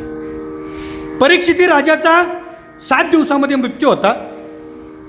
पण शुकमुनींनी शुकाचार्य आणि शुक्राचार्य आटपाडीच्या पश्चिमेला जे गोमेवाडी म्हणून गाव आहे तिथं शुकमुनींचं मंदिर आहे. आमच्याकडे सहज म्हणतात शुक्राचार्याला चाललोय. नाही, शुक्राचार्य हे दैत्यगुरु, त्याचा काही अर्थार्थी सुद्धा संबंध नाही. मग शुकमुनींनी भागवत सांगायला सुरुवात केल्यानंतर 1 दिवस झाला, 2 दिवस झाले, 3, 4, 5 दिवस झाले. परीक्षिती राजाला तहान भुकेची आठवणच नाही. तो जेवलाही नाही, पाणी पिला नाही. शुकमुनींनी विचारलं, राजा 2 दिवसानंतर तुझा मृत्यू आहे म्हणून तू घाबरलास? म्हणून तुला तहान भूक लागत नाही का? परीक्षित राजाने उत्तर दिलं, महाराज मी मृत्यूला घाबरलेलो नाही, पण तुमच्या मुखातून जो ब्रह्मरस पाझरतोय भागवताच्या रूपातून तो गेली 5 दिवस मी सेवतोय आणि म्हणून मला आता तहान भूक लागण्याचा विषय उरलेला नाही. तो ब्रह्मरस तुकोबाराय म्हणतात, आम्हा सखे हरिजन असल्यामुळे तुका म्हणे ब्रह्मरसे होय सरिसे भोजन. कधी मिळतो? तर नित्य संतांच्या संगतीमध्ये गेल्यानंतर नित्य ब्रह्मरसाची प्राप्ती तुकोबाराय मला म्हणतात मला होते. कारण मी सख्यत्वाचं नातं जोडतानाच कुणाशी जोडलेलं आहे? संतांशी जोडलेलं आहे, वैष्णवजनांशी जोडलेलं आहे, हरिजनांशी जोडलेलं आहे. ज्ञानेश्वर माऊली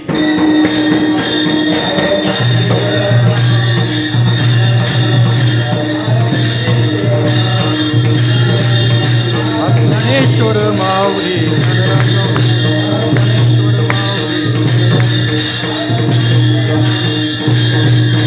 हो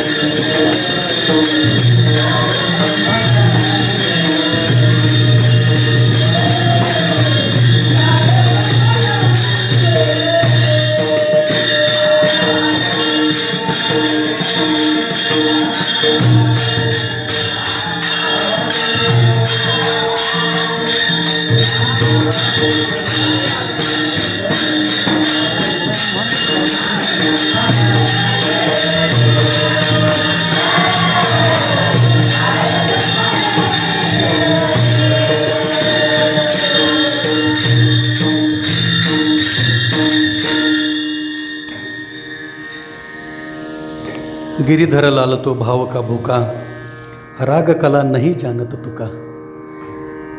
सुंदर अशी साथ, सुंदर वातावरण. म्हणजे माझ्या मुखातून सुंदर शब्द बाहेर पडणं हा सुद्धा त्या सुंदर शब्दाचा अपमान ठरेल. इथं जवळपास 2 तास आपण यथामती यथाशक्ती तुकोबारायांच्या अभंगावरल्या एका शब्दावर सुद्धा बोलण्याची माझी पात्रता नसताना आपल्या सर्वांच्या सहकार्यानं 2 तास चिंतन मांडण्याचा मी प्रयत्न केला. वाकडे की नीट देव जाणे, मला माहिती नाही कसं होतं ते चिंतन.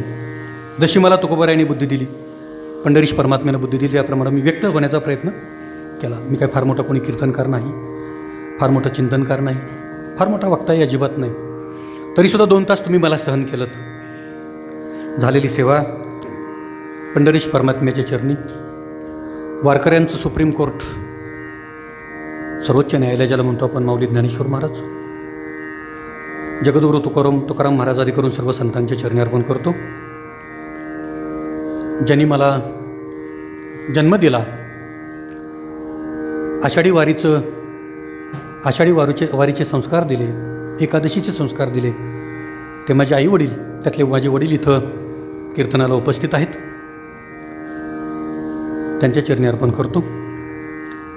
खास करून ज्यांनी मला इथं कीर्तनासाठी नाही म्हणत महाराज, पण हे वैभव बघण्यासाठी मला आपण निमंत्रित केलं. उत्तरोत्तर हा स्नेह असाच वाढत जाऊ या अपेक्षेसह आपल्याही चरणावरती सेवा अर्पण करताना मला आनंद होईल. माझ्यासोबत आलेला माझा चिरंजीव आहे. दोन्ही चिरंजीव माळकरी आहेत. भावाची मुलं माळकरी आहेत. मोठेपणा सांगण्यासाठी नाही, पण ओघानं आलं म्हणून सांगितलं. त्याचबरोबर इथं तात्या आहेत आमचे, खताळ तात्या. कुठेही कीर्तनाला जाऊ द्या, हे लोखंडे महाराज मागं बसलेले आणि खताळ तात्या असेल त्या परिस्थिती माझ्यासोबत येतात. तुका म्हणे एका देहाचे अवयव, सुखदुःख जीव भोग पावे, या न्यायानं त्यांच्या चरणी सेवा अर्पण करतो. लहानपणी इतका सुंदर मृदंग, दोघेही मृदंगाचार्यच म्हणेन मी त्यांना, सुंदर साथ दिली. शुद्ध विजापिठी पोटी फळे रसाळ गोमटी, याच्यापेक्षा आता माझ्याकडे काही शब्द नाहीत. सुंदर साथ दिली. तुमच्या चरणी सेवा अर्पण नक्की करेन. जरी इथं कळत नकळत कोणी कीर्तनकार प्रवचनकार उपस्थित असतील, मला माहिती नाही, परिचय नाही, त्यांनी एक छोटा बालक म्हणून हे माझे 2 शब्द ऐकून घेतले, त्यांच्या चरणी सेवा अर्पण करेन. आपण सर्व श्रोते मंडळी, महेशाच्या मूर्ती तुम्ही तुमच्या चरणी सेवा अर्पण जर नाही केली तर आमच्याकडे एक अशी पद्धत आहे, जाता जाता बोवाला नावं ठेवायची, शिवाय द्यायच्या. सगळ्यांच्या चरणी सेवा अर्पण केली ना आमचं नाव यानं घेतलं नाही, आम्ही काही त्याचं घोडं मारलं होतं का? श्रोते मंडळी, तुम्ही तसं म्हणणार नाही. तुमच्याही चरणी सेवा अर्पण करतो. आणि पुन्हा एकदा हा वटवृक्षामध्ये रूपांतरित होत असलेली ही संस्था दिवसेंदिवस उत्तरोत्तर आणखी प्रगती होवो, धर्माच्या रक्षणासाठी आणि भरपूर धर्मरक्षक या संस्थेतून बाहेर पडो, तशी सुबुद्धी सर्वांना मिळो, अशी परमेश्वर चरणी प्रार्थना करतो. आणि माझ्या बोबडे बोलांना इथं पूर्णविराम देतो. तुकाराम तुकाराम तुकाराम तुकाराम.